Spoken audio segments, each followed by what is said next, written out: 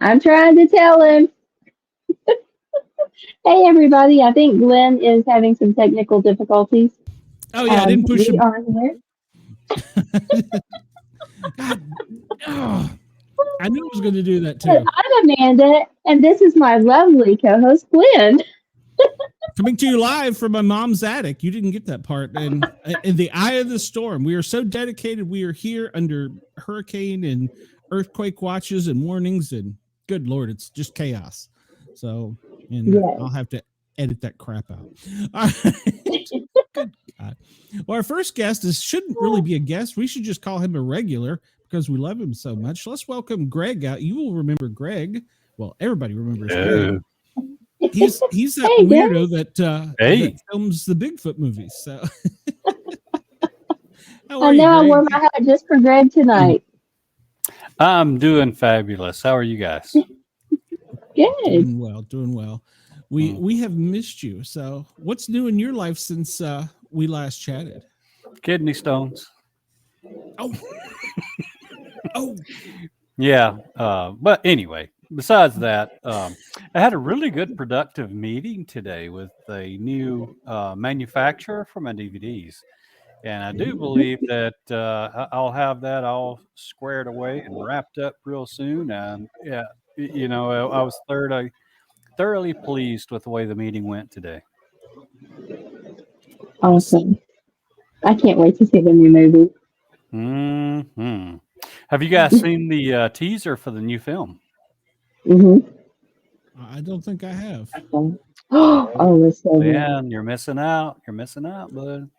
I'll have to go check it out. Yeah, well, I've been preoccupied for the past 2 months, so. Mm-hmm. It has a little creepy vibe to it. I love it. Yeah, me too. I've been preoccupied. Is it spooky? It's darker.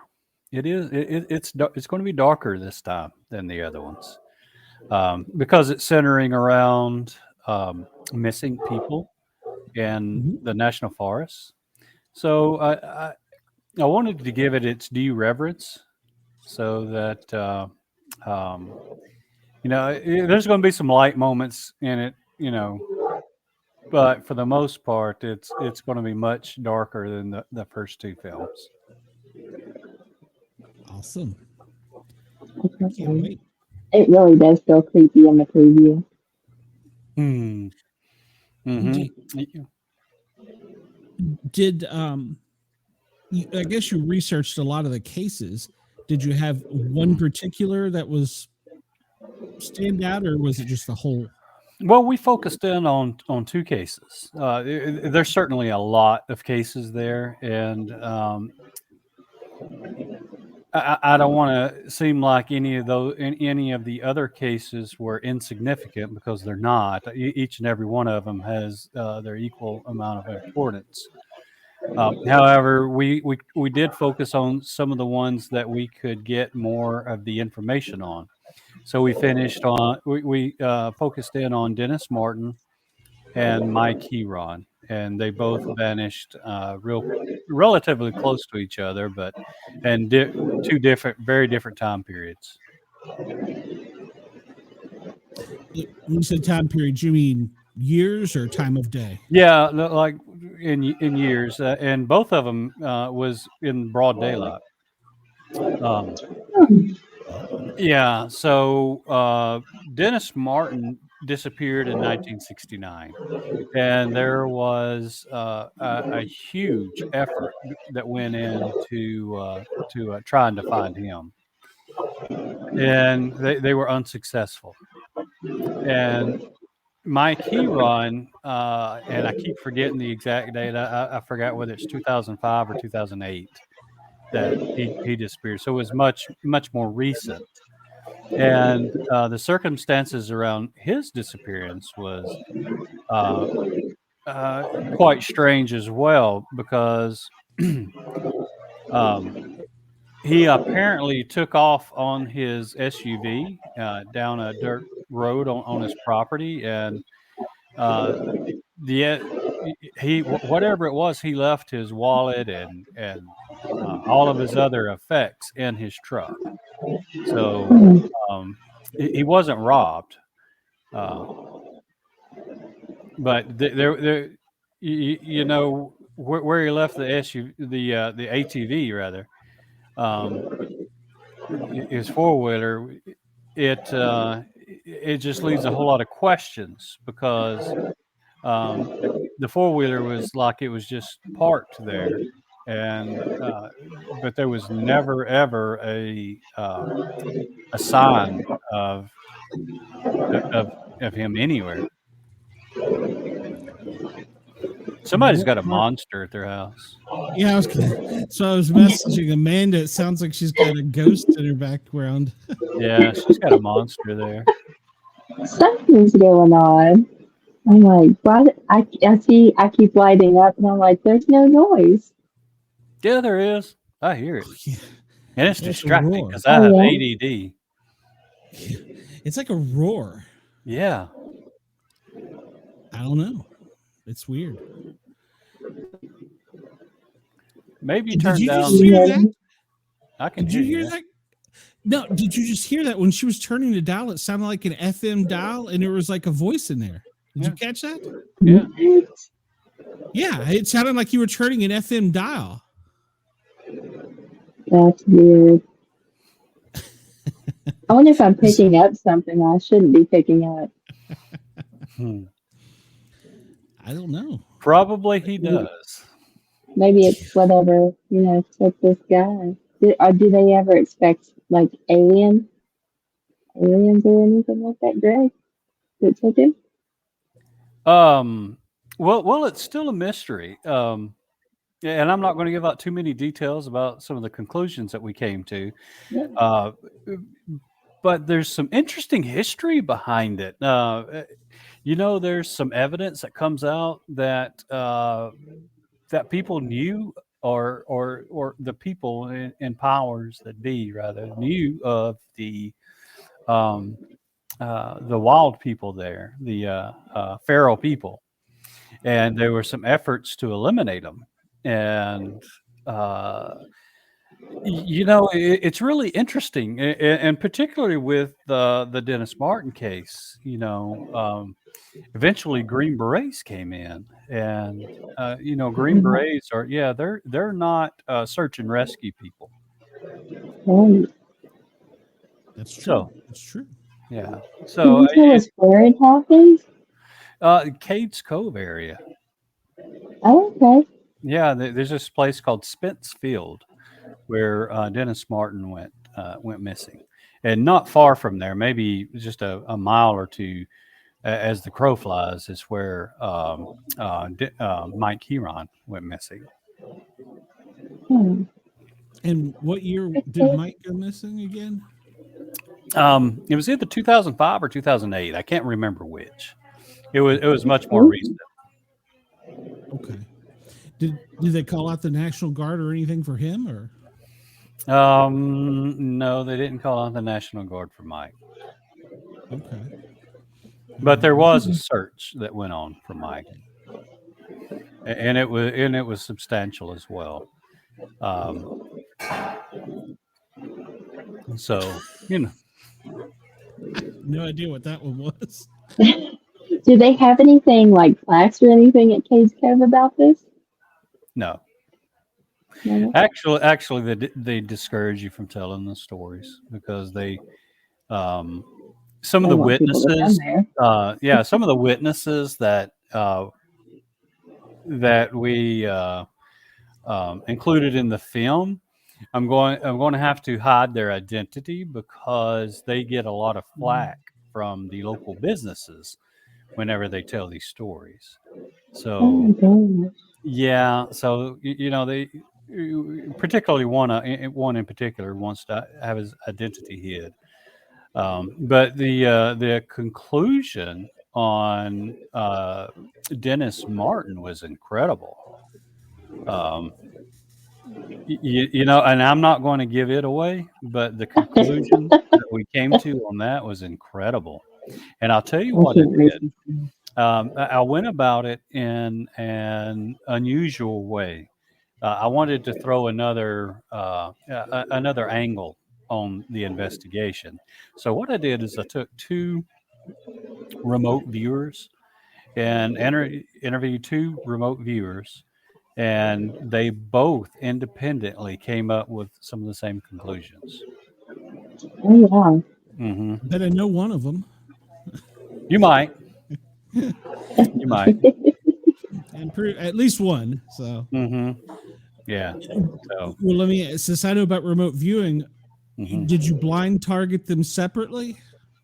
Yeah, they were separate. Yes. I interviewed one in Alabama and another one in Georgia. That's great. That's great. Yeah, I Yeah. bet I know at least one of them.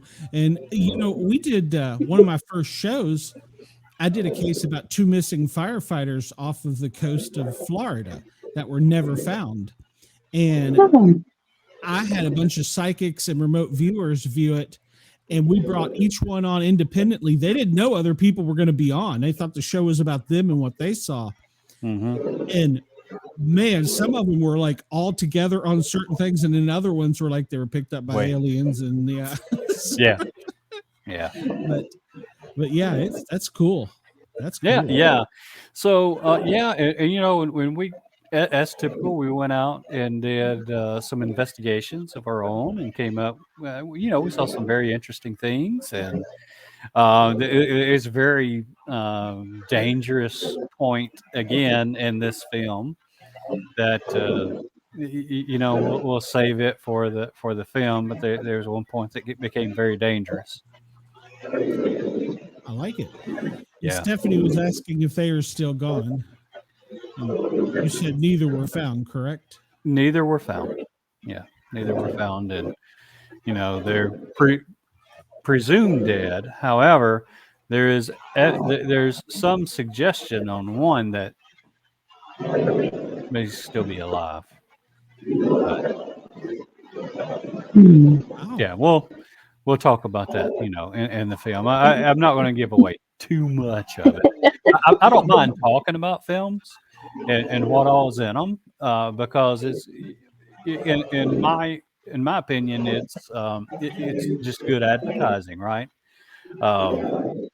It's like when I went to the when I had my meeting today with the new manufacturer.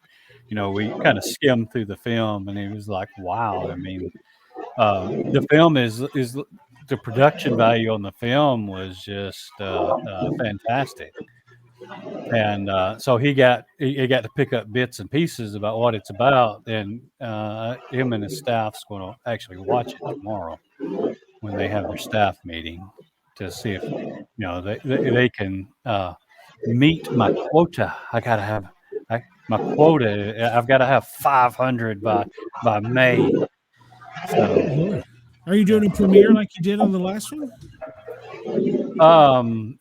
For this new one. I might. I actually really enjoyed that. It was a lot of work, but I really enjoyed that. It was a lot of fun. It was unfortunate that we had a storm coming through, and there was a lot of there were some cancellations, but had aside from those cancellations, it would have been completely packed in there. So I was really happy. I hope that everybody else had a good time because I had a blast. Oh yeah. Yeah, so I mean, it was fun enough. I may do it again. It's and this one's going to be much different. And since I know what I'm doing now, hey, yeah. Before all this is brand new. I mean, how often does some jackleg from Warrior, Alabama get a film premiered in an AMC theater? That's not often. We had a great time. Yeah, it was fun. Yeah. Mm. Yeah. Well, we're gonna have somebody on in a little while to talk about aliens. So it's no wonder that Amanda's having some. I know. I tried to turn it, and it's still popping up. On that note, have I given my alien story to you guys? My encounter story. Oh, was it when you were a child? Yes. Yeah. Okay. But Well, I'm good. always able to want to hear more. So Oh yeah. Well, the story's always the same. I mean, I tell as much as I can remember. Yeah. But you know, when I was a small kid, we had just this beam of light come down, and I saw something the other day that really reminded me of it. It was these dudes that was cleaning rust off of like metal objects with these lasers, and I started looking at the edge as it was being running that laser over the rust, right? And I was like, that reminds me of the edge of the light beam that came down on us, because it was very, very well defined, right? And there was zero diffusion uh, in the light beam. So, and then I remember being able to feel the light, right? Like it was something tangible. Of course, it was like static electricity or something. So anyway, I had the light. I'm gonna mute you for a minute, Amanda, because it's horrible. Okay. I had no idea what's going on. Okay. She's got monsters. Yeah, they were roaring. Just you can unmute yourself when you want, Amanda. It was a little loud. So, when you said that brought up instantly something for me, which is weird, but because I hadn't thought about that in a long time. But I remember as a kid sitting on the couch and a storm was coming up and I was looking out the window. This is when I was outside of Washington, D.C., and lightning struck. And when it did, it was like it came through and it went into my hand. I mean, it didn't hurt or anything, but I could say when you were talking about that was like, whoa, wait a minute. That's kind of weird. So interesting. Did it have the sparks too? Like when you were talking about with the, I guess they're deoxidizing, I guess is the technical term. Did it have the beam of light have the sparks around it, or was it just? I don't remember seeing that. I can't say that it didn't, but I don't remember seeing that. I do remember like holding my hands out like this and thinking that thoughts through a kid's mind is just strange, but I remember thinking, I can hold this light. I'm holding it, but again, it was probably the static electricity from what it was or something. I don't know exactly what. Oh, Dizzles. Oh my God. Yeah. That scared me. Everybody went to sleep. I'm joining. Yeah. So,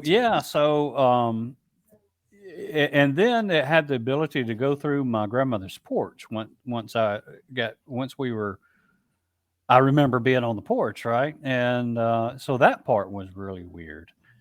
And with the point where the light like shined down on us, it was kind of dusky dark. You could still see, but it was kind of dusky. And when when I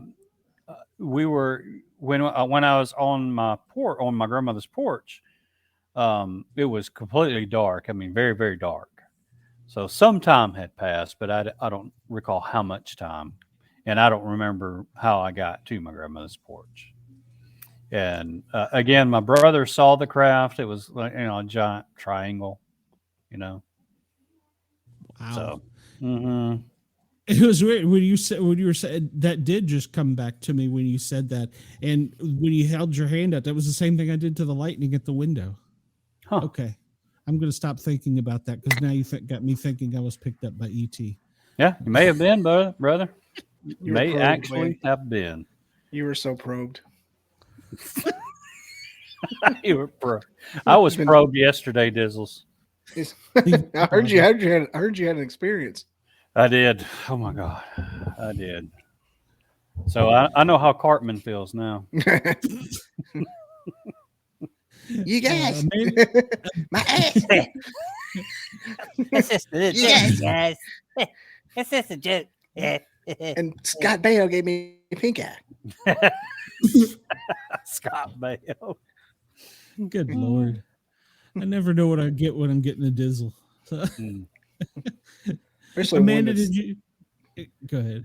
I say, especially when it's not got nothing to lose right now, just hanging out. I'm not sure really what to make of that comment. I'm just going to leave it on the screen. Yeah, just leave it right there. Dog the bounty hunter. Well, Except put it over on Dizzle's side. I don't want him thinking that it was happened to me. I am a dog.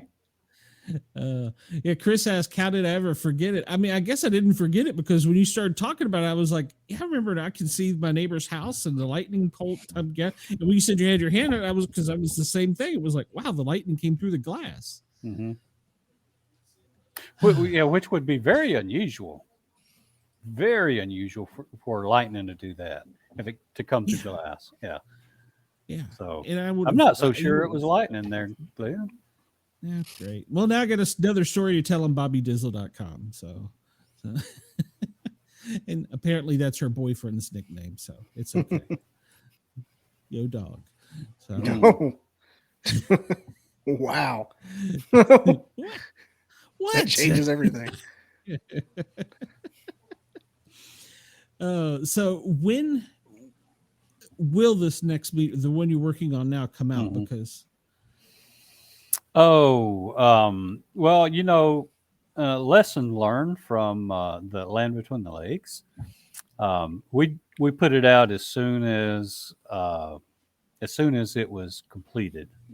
We put it out, and I'm not going to do that this time. I'm going to make sure that all the DVDs are ready and everything else is ready to go. So it might be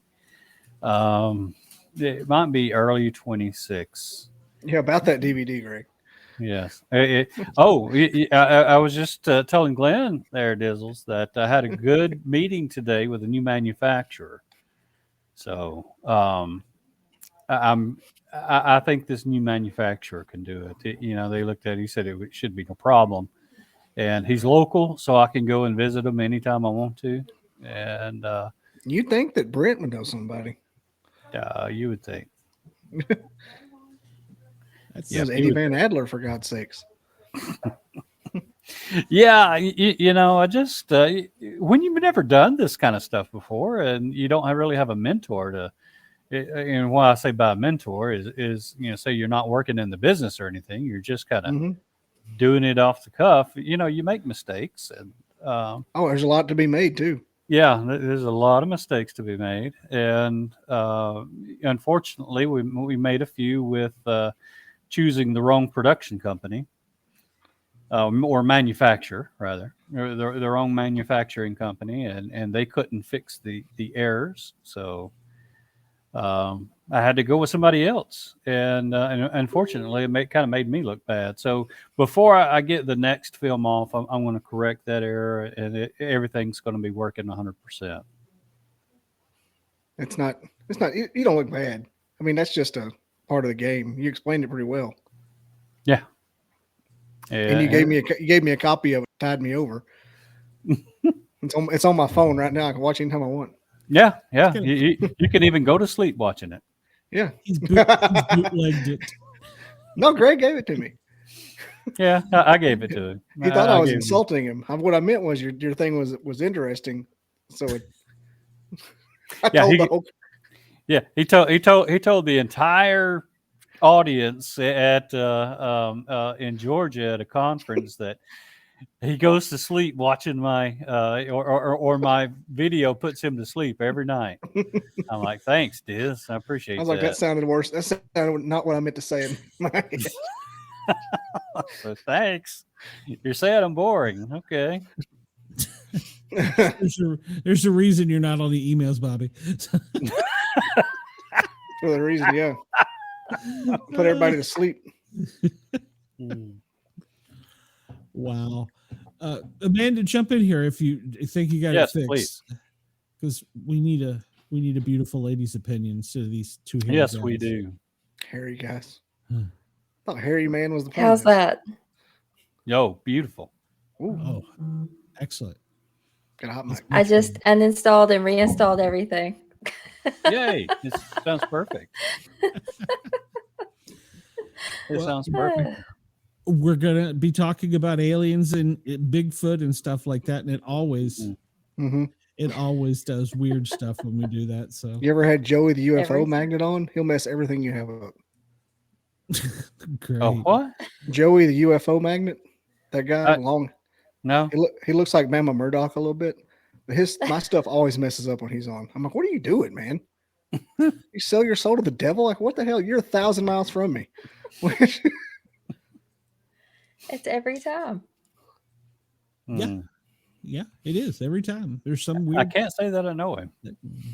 He's a pretty interesting fella. I recommend talking to him if you got a chance. Joey the UFO magnet. That's what he goes by. Is he local? Or I don't know where he's at. Oh. I don't think so. I'd have to look. I want to say Colorado or New York.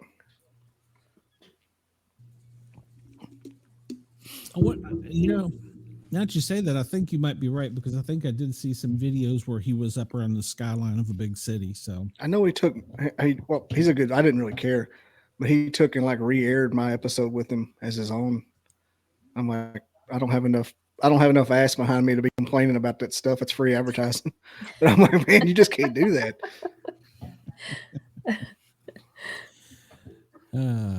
We'll see where he's from. Yeah, he's a fun guest. But he broke the little dock that I have with my laptop with all my extensions on it. It fried. I had to get a new one. Tulsa, Oklahoma. Just like smoked out. I mean, it just didn't work anymore. I just quit. I mean, as soon as we tried to connect for his episode, my stuff broke. I had to get new things. Wow. I had it for. I'm like, what in the actual hell, man? and I got a new one. The next time we just kind of did it real slow. So let's do this real slow. Don't touch anything. Baby steps. Greg, have you been to Elkmont? I have not. I want to go. Yeah, there's a lot of places I've not been. I've been lucky enough to have some experiences, wherever I've gone. But I mean, it's not like though that I've discovered these places because I was really told where to go, and I've just accompanied other people that's been there, and nobody has offered to take me to Elkmont. Well, I'll go. Let's go to Elkmont. Yeah, let's go to Elkmont. You talking about Elkmont, Alabama? Sure. No, it's like an old town that was hidden away in the Smoky Mountains. So I'm not sure how hard it is to get to it, but it's pretty overgrown. But I know you can actually go. You can go and walk through the buildings and stuff. I think it's a hike, isn't it? It is. Yeah. Isn't that one of the towns that was involved in the Manhattan Project? That was Oak Ridge. Oak Ridge, okay. Yeah. I thought there was two in Tennessee. Two towns in Tennessee. Was. There's something about Elkmont. I don't know of another one, but there may have been. But yeah, it's on the ghost town list along with Cades Cove. Didn't you and I have a big talk about it at one time or something? Yeah, I was talking to you about it in the chat. When you were talking about doing your Appalachian research. I was like, oh, you need to look into this. Yeah. Dude, I think I'm going to do that. Like every state in Appalachians, do like a whole hour on it. Yeah, that would be awesome. I definitely want to go to Elkmont, though, if you want to go. Dizzles, you got to go on an investigation with me sometime. I think we'll try to be there in October if I can bring the little one with me. Yeah, she just can't. Yeah, she just can't go out with us. We'll make her bait. Tie a rope around her and send her into things. No, I promise you, the encounter that we had there was extremely scary and intense, and I would not want to put her in that. I wouldn't want to put anybody in that situation. What makes you think I want to do that? That scares me. Well, you got to be bait. I don't mind putting you in there as bait. I want Bobby to do it. Yes, pick Bobby. I'm Catholic. That stuff's real to me. That stuff will get me. It's real. It is. It's real. What I mean, I saw one. And you saw how my camera guy reacted. I mean, it's real. Everybody there saw. I wasn't the only one that saw it, so I'm glad of that. There was another guy that saw it there. I played that scene for my family at Sunday dinner last week. For Sunday dinner? Yeah, we were an ultimate fanboy. We were having Lottie's 5th birthday party at my aunt's house, and my cousin who likes that kind of stuff was asking if whatever I'd ever been around. I'm like, God, I said, there's a pretty cool piece of evidence with the knock and the growl. We were watching that scene. I saw it in Brett's face.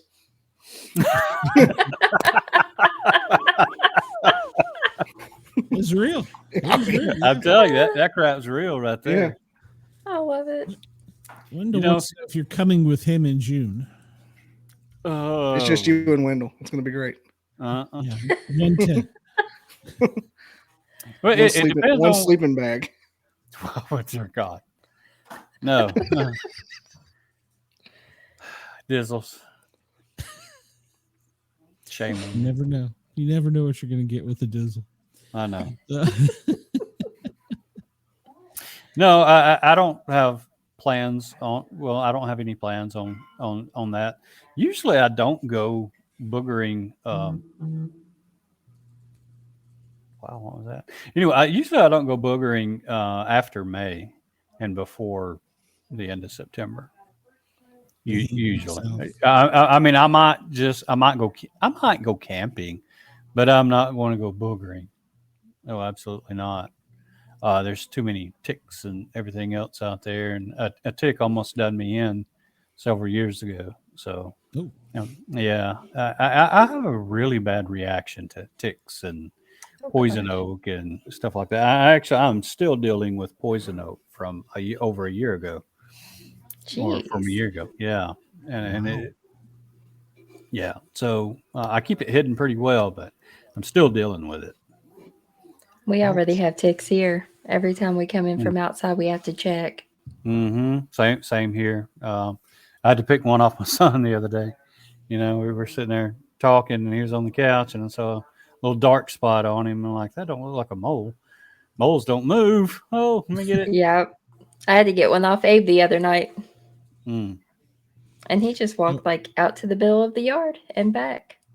Oh, goodness. Well, you know what? At least he can get up and walk around.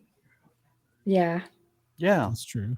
Yeah. One of our first outings with me, Bob, and Big D, we went out and we sat in the middle of a forest road, and we all had, looking over each other's back.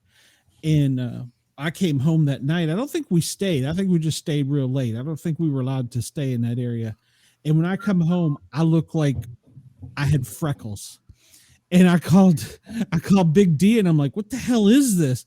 And I described it because I had never seen it. And there was some kind of little teeny tiny lymph larva or something tick. It was just basically just out of the nest. Yeah. And I was covered in them. And I had to go to Kaiser, and they were giving me shots. And yeah, that was, whew. Oh my gosh. Yeah. That happened to my friend's dog. Yeah. They had to shave her dog. Yeah. So I mean, I really do limit my activities in the woods after May and before the end of September. I like for a frost to happen before I actually really venture out. Just to make sure everything's dead. Just to make sure. I really do. But what was so odd though was when I got that one tick on me, it was in the middle of February. And oh wow. That's one of the reasons why I wasn't too concerned going out. And it actually happened to be another one of the times that I heard these growls. Like we did at the LBL, but I didn't know what they were then. I thought it could have been a bear, and it was just my camera, Brent and I, and we weren't armed, and I was like, well, this could be a bear that's doing all this growling. So, we're not armed, so let's go ahead and leave. But I had actually heard those growls before, and now that I know what it is, I think we were on top of another Bigfoot there, because Bankhead National Forest full of them. Wow, full of them. What do you think about? Because I was reading here recently a lot of local sites in Tennessee, and they've started seeing dogman more recently. What do you think the difference between a dogman and a Bigfoot? I mean, aside from the description that the people give, I think one might be lab created. The dogman, you think? Mm-hmm. Yeah. That's kind of what I think is that they're lab. The dog dudes are lab created and dropped off, and I think that's a high possibility.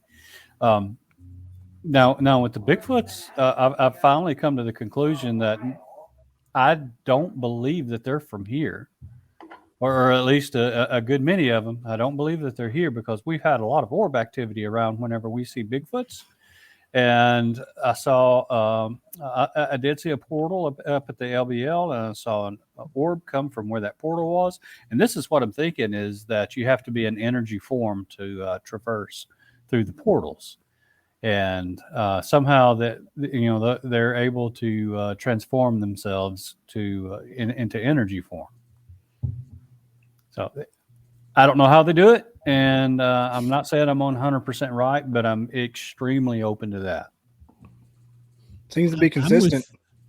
I'm with you that I don't think they're from here, because a remote viewer that, well, three of us, man, I don't know if you know the person or not, but did one, and it was injured. It was one we had a contact with, and it was injured and had been taken to a place, and they described a totally different planet and everything when they RV'd it, remote viewed it. Wow. Oh, really?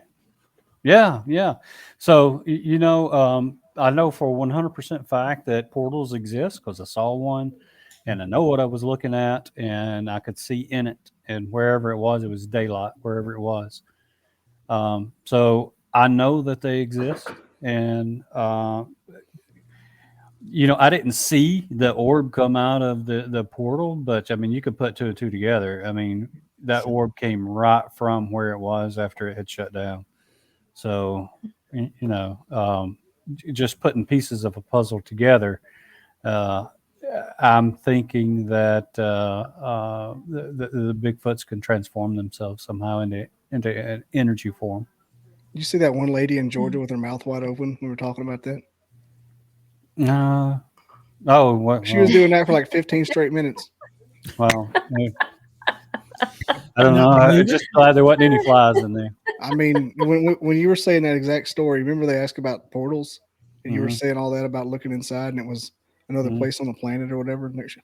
Yeah, I don't know where it was at. I mean, it could have been on the other side of the earth, for all I know. I don't know where it led to. I wasn't going to walk in it. Throw a baseball in it and come back. Yeah. Well, I just didn't have a baseball on me at the time, or I would have. What was that? What was that movie? The Gods Must Be Crazy. They threw that Coke bottle, trying to give it back.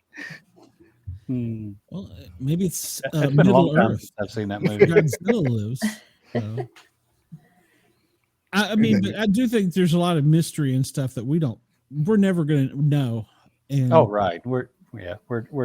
I have come to that realization that I'm not going to figure this puzzle out, but I can start putting pieces on the board for the next generations, and we need other good investigators, younger investigators out to help carry on this. And not only do they need to help carry on it, they need to get with some of us older investigators that's been around the block, and so they can learn from us and clear up some of their preconceptions. Because I tell you, when I started, I had a lot of preconceptions about Bigfoot and ghosts and all this other stuff. Because I thought at one time, I thought it was a bunch of hooey, but especially ghosts, I really did. I thought ghosts were hooey until I saw one. So I was like, wow, well, there it is. Yeah, that realization that you're not chasing a big monkey in the woods. When it hits you, it's like, it alters the whole perspective. Yeah, it absolutely does, and especially when you come when you come to find out that some have been extremely close to you that we never saw. When we filmed the Downy Booger, and we were actually filming that orb. There was an orb in the background, and that's what we were filming. And we accidentally caught the thing crawling between us and the orb. And, it has this oh shit moment. And it's like, oh shit, I'm on camera, and it doesn't know which way to go. It's sitting there crawling. And the camera is actually trying to focus in on it, right? And you can, if you look at the clip long enough, you can see this thing start to come into focus, and you can see a little bit more of it. And then all of a sudden in the background, this orb just goes nuts, just, getting real bright and dim and just going nuts. And then the camera focuses in on the orb because it's like this autofocus thing. So, and the orb was just constant all night until that one moment where the thing was crawling between us and the orb, and then it decides to go nuts. Just, bzz, bzz, bzz, hey, look over here, look here, look here, look here. I think that's really what it was trying to do. I think it might have been another one that was distracting us and distracting us from it. So, that's always been in the back of my mind. Like, why was that orb just going berserk at that one moment, So anyway. Yeah. No, that's it. Once you're in an experience like that, it changes you. So yeah, it does. And then you think back, well, damn, how many other times was I within arm's reach of one and just never saw it? Because this thing, the orb was probably 100 feet away from us, and this thing was clearly probably halfway. So it was probably 50 feet away from us. And, you would think you would heard it, right? No, it was now it was real windy that night. However, still should have heard it. I went to walk to my truck one day and heard breathing in the woods. And really? I started walking toward it. Yeah. Started walking toward it, and it stopped. It stopped breathing? The breathing stopped. Yeah. Scared it. Held its breath. Yeah. Something. Yeah. But I heard breathing. Was it Darth Vader? It wasn't that type of breathing. I don't know what it was, though. It makes you wonder. Yeah. I never saw anything. I walked all the way over and never saw anything. Mm-hmm. Well, like I say, I think they've got some abilities that we don't. You hear this cloaking theory, and I don't necessarily think they cloak per se. I think they might phase to where you can't see them. If terminology, semantics, they disappear. How about that? Because you would have to phase if you changed yourself into an energy form, right? So I think they're able to phase out enough to where we can't see them.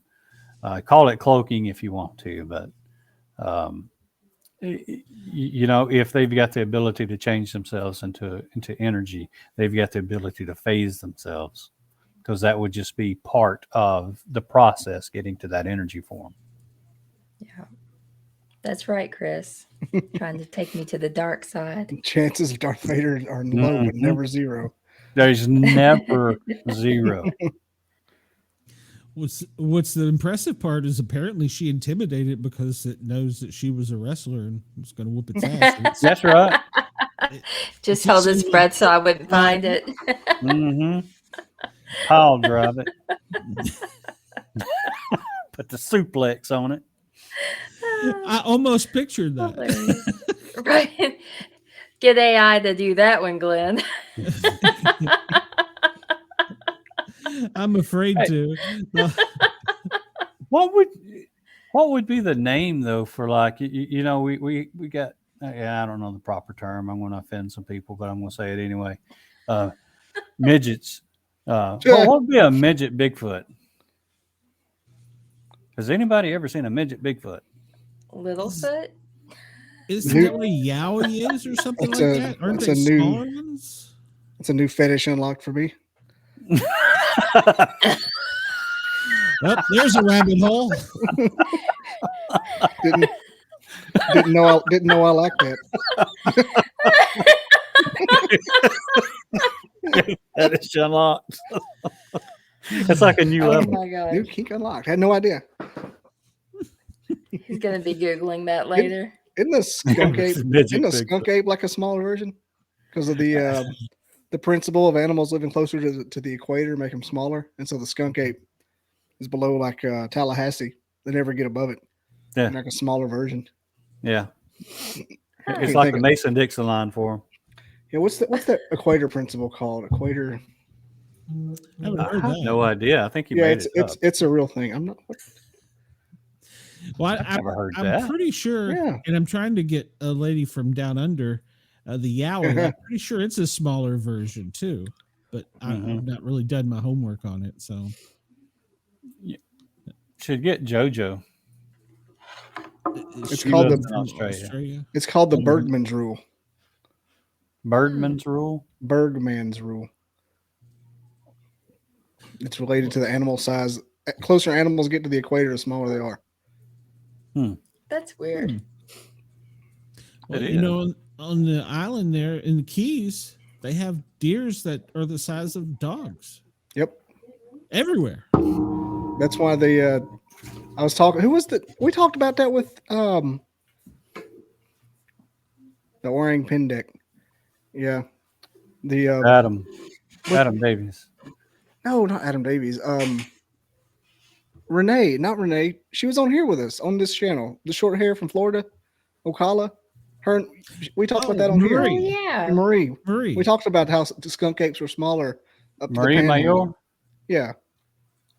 Couldn't think of her dang name. Like, you had her on your show?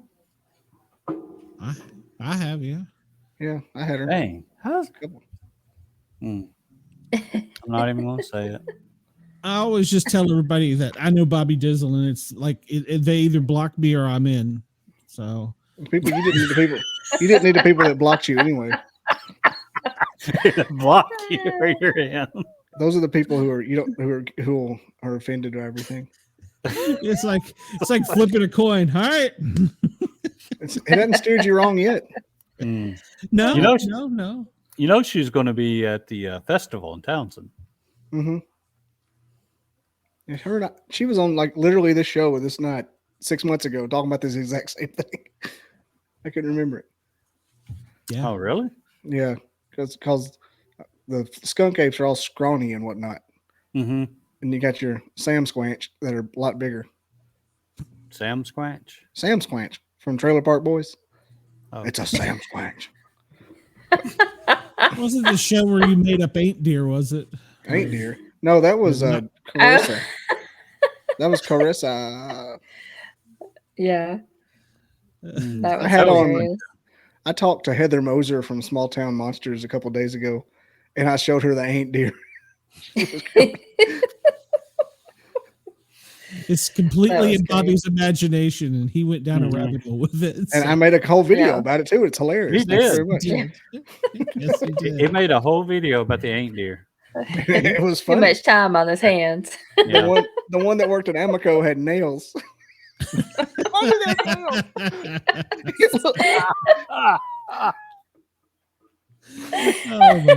Why it was like a dude Ain't Deer, but he had like fingernails. I had like a Coke pinky. AI just threw that in there a little salt. AI seasoned it a little for me.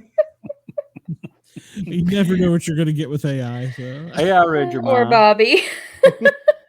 Shay picked it out, or Shy, whatever her name is. She goes, "Look how the Amico one has a nail." Lord have mercy. I'm just surprised when I get for this show, I put in the AI I wanted a Bigfoot and a Dogman in the woods, And some of the things I got back, holy cow, like I got like a tall alien like thing with a boxer's head, and I'm like, what is this? I'm not putting that on there. So Wow. Greg doesn't like being called the M word. The M word. Oh, yeah. Yeah. I don't have a button for that, so I didn't even Yeah, say it this time. I didn't. Yeah, I don't know the proper political correctness on that. They're called They're Tyrian little Americans, people. Greg. They're called They're what? little people. Tyrian Americans. what? Tyrion Lannister Americans is what they're called. What? You don't watch Game of Thrones? No. No. God. No, Oh, I You thought, bunch of boomers. we're not Oh. rich like you are, Disney. We don't have that subscriptions. Neither do I. Just not a pirate.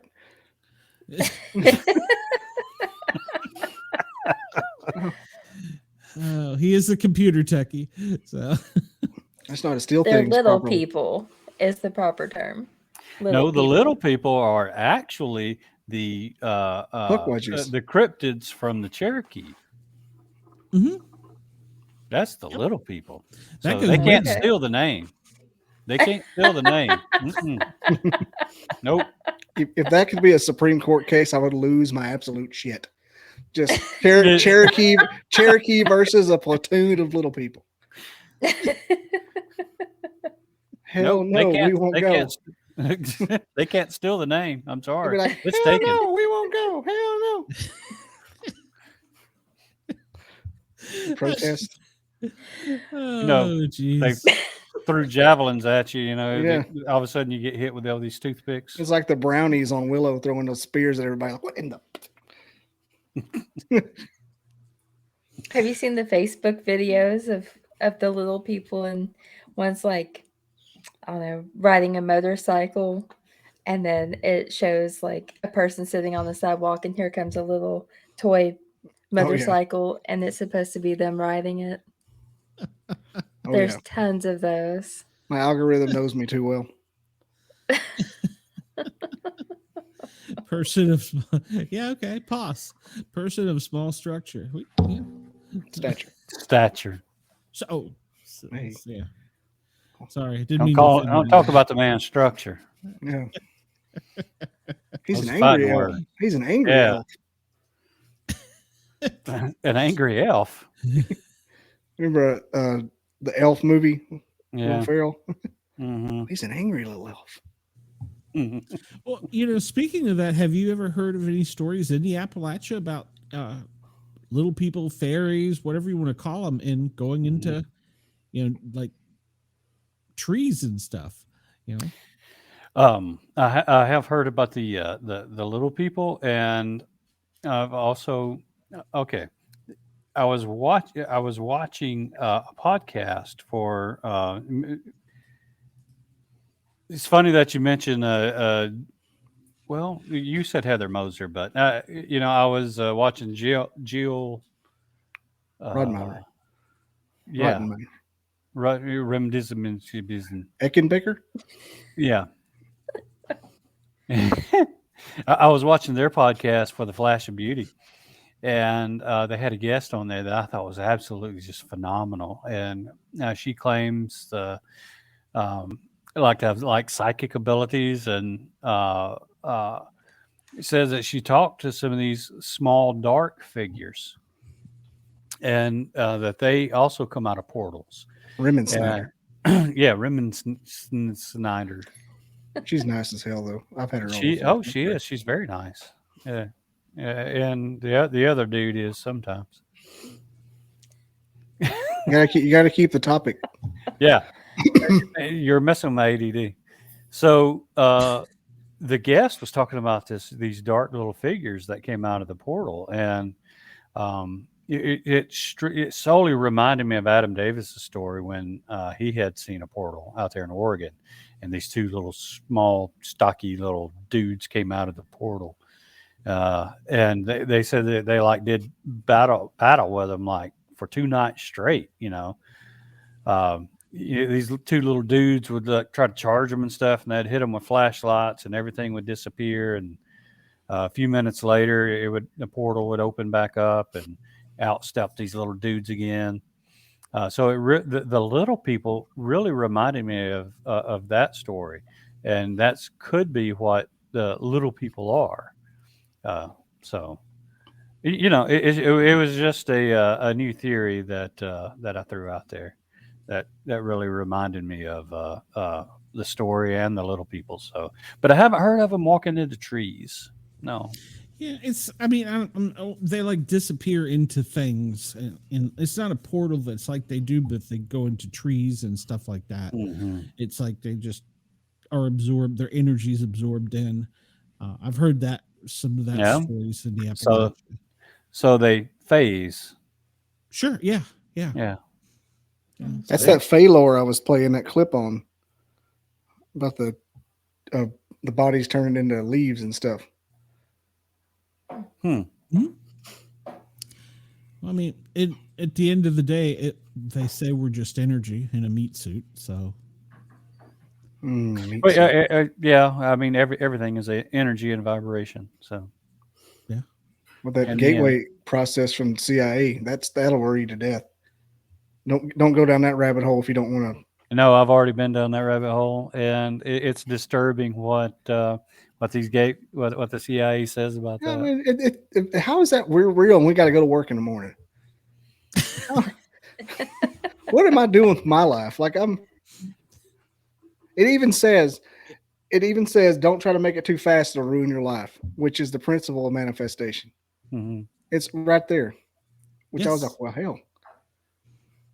Yeah, and it talks about the other entities that you encounter when you're able to astral project, essentially, remote view or whatever it is that they're doing, and it eventually goes into like a godlike being.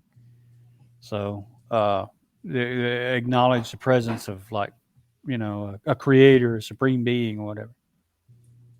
So the gateway files are fabulous. Like it just says outright in black and white that a thought can become a particle. Like, wait, you're just going to say it and walk off? Get your ass back over here and finish that sentence. What do you mean? Yes. Well, during one of our remote viewing classes, the instructor, he's ex 3-letter agency, he said, we're going to do a test. They had a guy that was a dowser, they do energy. Mm-hmm. He said, I'm going to have a evil thought and I'm just going to kind of aim it out there. And I want you to see if you can find it. And man, he could follow it. And he's like, see, that's what people don't understand. It's intent. It's your energy is, I don't know what he thought, but yeah, the dowser could clearly walk to where the energy was coming out of it. It was the craziest thing. I was like, huh, that's wild. CIA, huh? Wow. Go figure. Yeah. It's where a taxpaying dollar goes. So until it's surged. That and some offshore bank account over in Switzerland somewhere. God, don't get me going. Yeah. So yeah. But yeah, well, I mean, what do they know? That's the kind of thing I would like. What do they know? Like, I want to know. And when you're president, do they read you into this, or are you not high enough up to know? I don't think they're high enough up to know. I don't think they've fully briefed Trump on the realities of everything. No, I really don't, because his hair is not completely gray yet. Although I did notice today that it was graying, but it's getting there, his hair is not completely gray yet, so they haven't informed him of everything. What about the Hillary Clinton email about the Gilgamesh tomb? That they found in her classified on a classified server about they found that tomb in Gilgamesh over in Iraq back in 2002. Really? That's the first I've heard that. Yeah, and like it was in her thing. It was in her emails about it in the Euphrates. Interesting. Like I said, about the time it was discovered, the U.S. invaded and took over the whole area. Oh well, never. There's always secondary and tertiary reason for war. Mm-hmm. It's never for what they claim it is. Look that up. And she had it on there. There's like it's like redacted and everything. Yeah, I'm going to look that up definitely, because the Gilgamesh was part Anunnaki. Mm-hmm. So part of the original cedars or whatever you call it. Yeah, so that's going to be really interesting. I would love to look at that. This is what I do rather than work, is look at shit like that. Yeah, me too. Speaking of taxpayer dollars. I'd rather do this. I'd rather do podcasting all day. I fully intend on it pretty soon. It's sometimes stressful. I will say that. Yeah. I bet it is. That's why I don't do it. My hair is gray enough, and I don't need any more. All right. Well, let me hit a button here real quick so I can timestamp. And I'm going to step on out. Yeah. Oh, you done? Yeah. My better half is she's throwing arrows at me and like a puck wedgie. Leg, yeah, and chicken legs and all kinds of stuff. So I was going to come on for like an hour or two myself. So that's fine. Yeah. Okay. Well, you can take my spot, Dizzles. Yeah. Okay. Greg, have a great night. Thank you for coming. Thanks, on. Greg. Thanks everybody for watching. Thanks for having me on. We love it when you're here. We'll see you soon. See ya. Find out which one he is over here. There he is. I have a tornado watch. Alert just popped up on my phone. Let me hit this button real quick so I timestamp it. Everybody, Pine Island FN and WZQR. Thank you for tuning in. WZQR Pine Island. There we go. Thank you.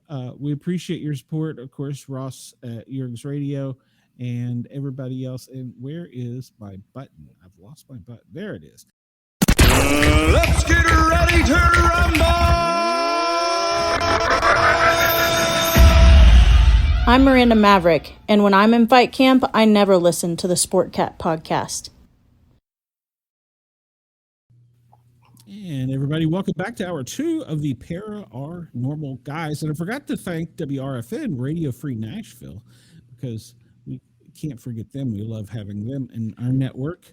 And of course, we are on the Bigfoot Radio Network. We are also on Yerg's Radio, Rainbow Radio, and now on Radio X in Australia. So we're all over the place. Plus, I spin some records sometimes on the side and play music. So Wendell says that you have been hacking government files again. I don't know when I'd have time to do that. I have full access. I don't have to hack. I don't want to know. Well, can you answer some questions for me? No. Oh. Other than the fact that we can't have a Coke machine because it has a Wi-Fi connection, and I'm upset. Really? Yep, can't have a Wi-Fi connection. Well, you aren't. I did see on our show during the day, I did see a weird thing pop up over in the area where you are, and it was for TFR, temporary flight restriction for space operations. I'm like, what the hell is going on there? Could have been. Well, yeah. And then there was one that just today in Salt Lake City. What the hell? So, you ever heard of these little seeds of things, but they never tell you the truth? You ever heard of what's it called? Fabric that they put in the atmosphere. What is that called? Are you talking about like where they call that? They say that the veil is thin and they go in and out of it. Is that what you're talking about? Oh, this is actually something that happened. It is called. I want to say it's called slag, but it's not what it's called. It's like fibrous. You know how when you have like a I can't even think. Like, there's like a little plant that's fibrous, and you can pull it, and it floats away. Well, it's like that, but it's like a giant thing they put in the atmosphere on purpose. And I'm gonna find it. Okay. Well, please do. Just so everybody knows, Robin is trying to log in, and as usual, since we were going to talk about UFOs and Bigfoot and stuff, she is having some problems. So found it. It's called chaff. Here, check this out. This happened about 12 years ago. This will be interesting. All right, you sharing your screen? Yep. Hang on. I feel like I'm back at work. It's okay. Here. All right, hold on. Let me shrink that. All right. Radar See blob. this? Scientists say radar. Yep. And when this happened, the news reported it as bugs coming off the river. I remember that story. That's crazy. Yeah, you see this right here? You see this wave? Yeah. Mm-hmm. That's the Tennessee River. That's the bottom of Redstone. That's how you can see it from space or from an airplane. It's just that cutout. You can tell that's where Redstone is. So that's right over NASA. Interesting. And when it first happened, everybody said, "Oh, I remember Brad Travis. Like, we got a swarm of bugs over the Tennessee River." And where did I work at the time? I still worked at AMC. And the next day, everybody's like, "Yeah, that was chaff they're experimenting with on Redstone." It's like lighter than air fabric. It's floating in the air. Well, you know, the drones that everybody was talking about, back 2-3 months ago, and then that story just disappeared. And well, then it kind of pops up, but it's kind of hidden away. Well, that was drones that the Navy was working on with the Secret Service. It's like, what? And it's everybody, the government knew what that was. Dead silent. Yeah, dead silent. Nothing to see here. And so it's like it just went, mainstream media just dropped it. It's like, you can tell when something's not a big deal when the government doesn't care it's happening. Yes. That's how I'm like, the government's not like freaking out on us. Well, they know what's happening. Surely the government's got this under control, right, guys? Yeah. I don't know. I don't know that the government has anything under control, to be honest with you. Some of the stories guys? I see every day. So crickets. Right, guys? Right, guys? Exactly. The government's for our interest. Yeah, well, they're supposed to be keeping us safe from whatever's out there, but maybe they're friends with whatever's out there. I can't help but think that we haven't found out about aliens because we've got to kind of deal with them. They were supposed to come out and say that there were aliens. What happened? I don't know. It's like a lot of things. It just dropped. Yeah. We got the JFK files, and that was a big nothing. And it was, and then it's like, okay, next, move on, and then keep saying we've got the Epstein list and nothing, and we got the P. Diddy list and nothing, and you don't even hear about him on the news anymore. So it's like when they want something to disappear, it's gone. So yeah. Mm-hmm. You can't find the Aaron Andrews keyhole tape either. So good luck with that one. You don't remember that? There's a floating fabric in the sky, but my plastic grocery bag is ruining the environment. Exactly.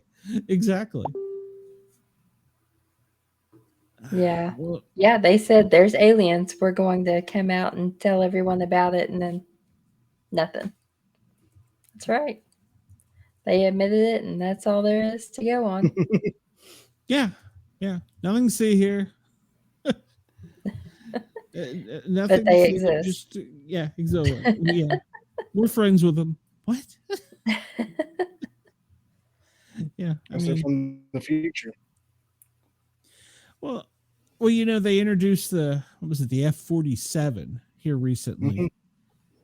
And I don't remember if it was Trump or somebody slipped up and said, "Oh, we've been flying it for like 10 years." Yeah. I think everybody, all the technology like that they've had for 10 years before they bring it out. Oh yeah, Abe. Government agents just disappear back home. They sure do. Yeah. Hey, speaking of which, hey Russ, welcome. I'm glad you're here. Speaking of which, hey Russell, we have Robin here. I'm not sure Robin. I'm not sure why her name is so long down there, but welcome, Robin. I didn't know Robin was coming on. Well, Bob, if you would do some homework on the show, I send you all the information. I ain't reading shit. I don't even know how to read. I've only been trying for I don't know, 15 minutes to get on here. I don't even know how I finally got on here. Well, you know why? Because Talk Studio is horrible.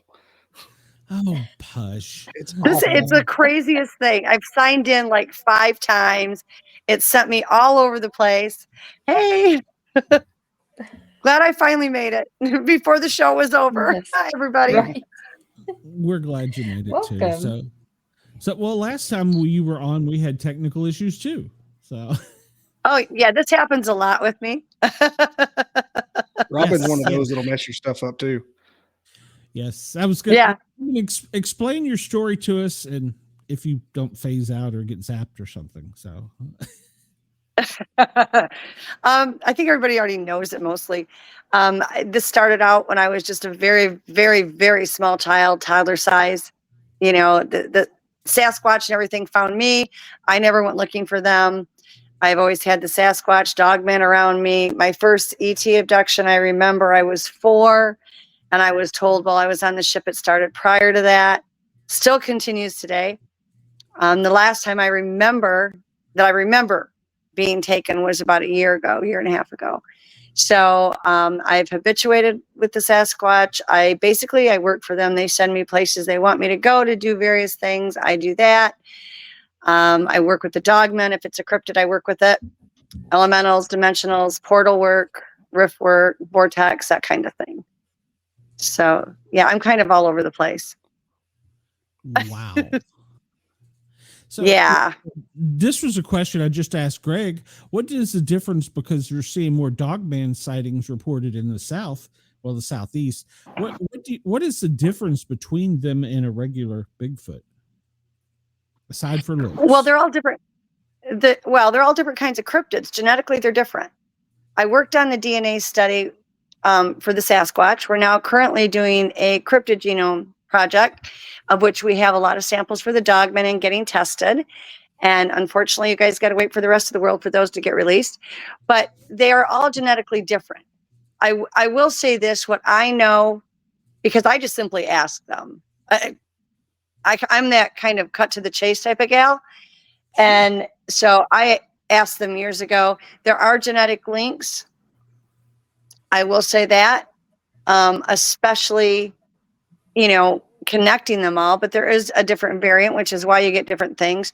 I think people need to realize too, when it comes to Dogmen, depending which kind of canine was used for that hybridization is what you're going to see. Okay. And we can never forget the fact that the government also has their dirty little hands in creating Dogmen as well for military. So a lot of the really nasty Dogmen that we see, not all, but the variants that come from the government are not good. The werewolves that they did create through the government, most of those are all kind of, now I'm not going to say they're retired. I've spoke with some of them, and like the one that I have near my house is very kind. He said he was in a government program years ago. So, we've got that to contend with, because what we already had was not apparently enough. So, we have a lot of things that they create plus what we have. The other thing too is, in every cryptid, in every ET, elemental, dimensional, anything that comes in and out of these portals or is on this planet or other planets, there is good and bad in everything.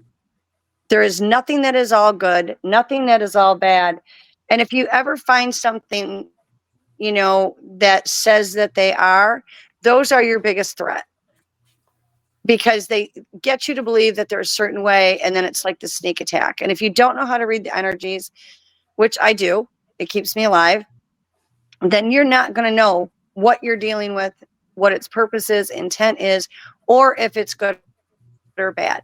But the cosmic balance is there has to be good and bad in absolutely everything. You know, like when we talk about ETs, everybody thinks if they're gray or reptilian, they're automatically bad. That is so not true. So not true. Are there some? Yes. You know, I am not that person that is all about, you know, the bad dogman. Have I dealt with bad dogmen and talked to bad dogmen? 100%. I also get along very well with the dogmen that live around me. I've also had help when there was years ago somebody that wanted to use me in order to gain access to Sasquatch so that they could, you know, bag a Bigfoot, so to speak, decided that they were going to try to kidnap me to be able to do it. What stopped the whole situation was the dogman and the Bigfoot. So, you know, I'm not that girl that's going to tell you that all the dogmen are bad, because I just truly don't believe that. I get along fine with the ones around me. Have you ever asked them, do they believe in a higher power, or God, or supreme being, or whatever? Absolutely. Absolutely. They're very spiritual. They believe in what they call Tahoe, which is God, or our God. They call it creator, depending on the clan, the tribe, location, which is cultural, is what they're going to call it. But they're all very, very spiritual. The ones that are not spiritual, oddly enough, are the ones that are aggressive and dangerous. And you hear multiple stories of people pleading the blood of Jesus Christ, and it's actually saved them. You know, when I've talked to different ones and I've asked them, you know, the Sasquatch, when we did the DNA study for the people that did see it, it came out a human hybrid, which angered everybody because nobody was going to believe that. The reality of it was, I had asked them what they were years ago. Long before I ever knew Melba Ketchum existed or the study existed, I found out that Dr. Ketchum existed because the Sasquatch told me to find the woman with the light-colored hair. She knew the truth. And I had already asked them at that point. And they had told me then, and this is separate from the study because the study did not have access to the information that they gave me. The study stated they are a human hybrid. Mother side, mitochondrial side, part human, you know, the nuclear side, which is the dad, is unknown. That is 100% true because they didn't have access to test the DNA on the dad's side. Okay, then there's me. Before I knew any of it existed, I said, what are you? Everybody's fighting over you. I'm sick and tired of hearing about it. I already know you're part human. I talk with you, you know, not only through mind speak, but verbally. You know, we did all these great things and I knew they were human, but I said, what are you? And they pointed to me. They said, we're human like you, and pointed to star people. Said star people, pointed to the sky. So then you start asking the Sasquatch when you're actually, whether it's mind speak or verbally and standing in front of them. Some will say that we're star people. Others will say we're children of God. Both are 100% correct. If you read the Bible, it says God created the heavens and the earth. It means that we don't get to choose what he created, because he created the heavens and the earth. In the heavens are star people, like it or not. They are there. And so actually both cultures of Sasquatch were correct. Wow. That's deep. That's a lot to take. I mean, how did this not affect you in a bad way? Because I think a lot of people would have just kind of went nuts. Well, I'm the resident weirdo because I don't know any different. I was so tiny, like, and I mean tiny. Like my mom talks about when I was, you know, starting to talk, I was always telling her about my friends, and I described a Bigfoot and a Dogman. So I don't know any different. I mind spoke, I think, before I probably could verbally talk. So for me, this is my normal. My normal is abnormal. So it doesn't freak me out. It doesn't mean that I don't get scared at times. You know, like I used to, you don't have to be out in the woods at night to see a Sasquatch to begin with. They're not nocturnal, so people can forget about it. They're not. They are out at night because just like every other predator that's hunting, deer are more mobile at night. Food is more accessible at night. And you know what? We're not around out at night. So they're safer because we tend to kill what we don't understand. So they're safer. They are not nocturnal. And so, but they would come up at my bedroom window at 2:00 in the morning and knock on my window. They wanted me outside. So I would go out in the woods with this clan that I was interacting with at my home. I would go out there. I'd sit out there with them. They'd walk around. We'd talk. I'd watch them. You know, we would play little games like roll the rock to me. I'll roll it back. You know, I had a friend that sent me a hula hoop that lit up, and I tossed that out in the woods, and you see this lit up hula hoop running through the woods all night long. It was a riot. You know, we did all kinds of fun little things. And so, you know, I would talk to them. Now, there were times that they would come up behind me and put a hand on my shoulder. If I knew they were back there, it didn't freak me out. If I didn't know they were there and all of a sudden there's this hand on my shoulder, I would get really tense. Like, I never like totally lost my mind over it, but it would make me I'd have a lot of anxiety over it. There's only been a few times that they've actually scared me, and it was genuinely not a good one that was around. You know, I don't like not knowing they're there, but that's with anything. It doesn't matter if it's a cryptid or a person. If I don't know they're there and I get surprised, you know, I get anxious like everybody else. A lot of people think I'm like, oh, you're so fearless. Oh, absolutely not. Let me tell you, absolutely not. I get scared like everybody else, but because my normal is so abnormal, it takes a lot more to freak me out than perhaps some people. It's easier for me to know a lot about these things and not have an issue believing it. I've watched it. Like, I've watched them use the paranormal abilities. I've watched them levitate. I've had them stand next to me and cloak. You know, when I lived in Michigan, I would go walking out in the snow, and I would literally watch 3 and 4 feet from me, footprints being made and nothing standing there. You know, it didn't freak me out, you know? And then there's the obvious question. You say to them, okay, how do you do it? Because I'm curious. I want to know. They have no problem telling you they bend the light. Okay. So then you say, okay, how do you bend the light? How do you achieve this? These are higher vibrational beings. Okay. Our whole planet right now is going through a vibrational shift to raise everybody's frequency. And that's what's happening. They are already at a high frequency. All the cryptids are. So are the elementals and dimensionals and all these things with the paranormal abilities. In order to access those abilities, you have to have a higher frequency. When I started my business, I teach people how to access their abilities, how to communicate with the cryptids, and you do it all through the collective consciousness and the higher frequency. So if you are watching a bird feeder and a hummingbird goes to that bird feeder, you're going to see the head, you're going to see the body. Few people see wings. They don't see the wings because they are vibrating those wings so quickly, it bends the light around them. Same thing with Sasquatch. Same thing with Dogman and all the other cryptids that all fall into line because they share very similar abilities. So then you get what's called the shimmer. The shimmer looks like Predator. On the movie Predator, and like that gelled water. All they're doing is they're not vibrating as quickly. So they're not 100% cloaked. But once you learn how to read energy signatures, you can find them cloaked or not. Wow. Can anybody do this? What? Can anybody do this? Learn how to communicate? Yeah. That's why I was working with so many people, and it was like constantly. That's all I was doing was teaching people and helping people. And I got divorced, so obviously I needed to be able to work. And I was working, and the problem was I was working all the time. And all the people that I was helping, I didn't have time to help them anymore. So I quit my job. And one of the IT gals that I worked with said, you know what, you're going to do this as a business. And I'm like, no, I can't get paid for it. I've never gotten paid. But, you know, she pushed it, designed a website for me. And so now I work with anybody in any paranormal spectrum that they need help with. Most people, there's two kinds of people. Some that have actual abilities. We all have them. Some people have more pronounced abilities that are just God-given, and they're right there. Everybody can achieve abilities if they raise their frequency. You started out with just your basic grounding, and then you have to tap into learning how to pull that frequency out of yourself and working with that. And then you start with communication with things and the mind speak and all of it. It can be achieved. And my clients have had great success with it, you know, but this is what I've been doing for years anyway. It's not like, you know, it was something I just came up with.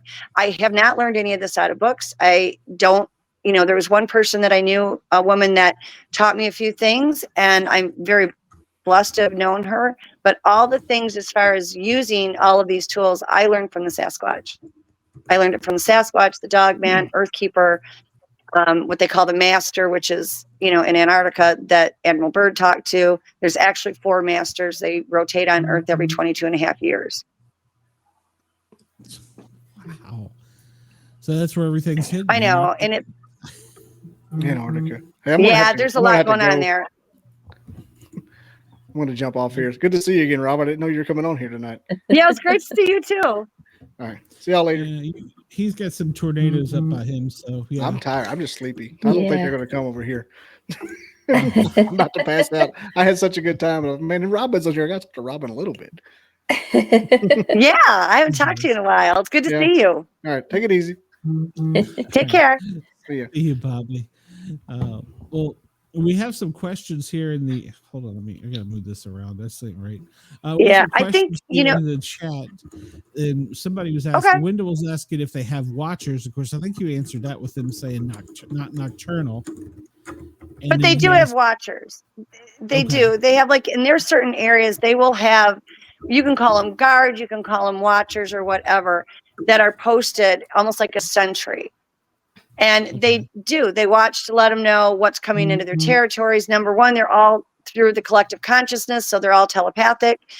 The other thing is, you hear them do the calls, whether it's a bird call or whatever. Those aren't just for fun. They're communicating with each other so they can be strategically placed so they can watch all of it. They also will use animals. People don't realize that. They use a lot of animals that are in the woods: crows, ravens, hawks. I've seen them use raccoons. I've seen them use possums. There's not anything that they won't use for that.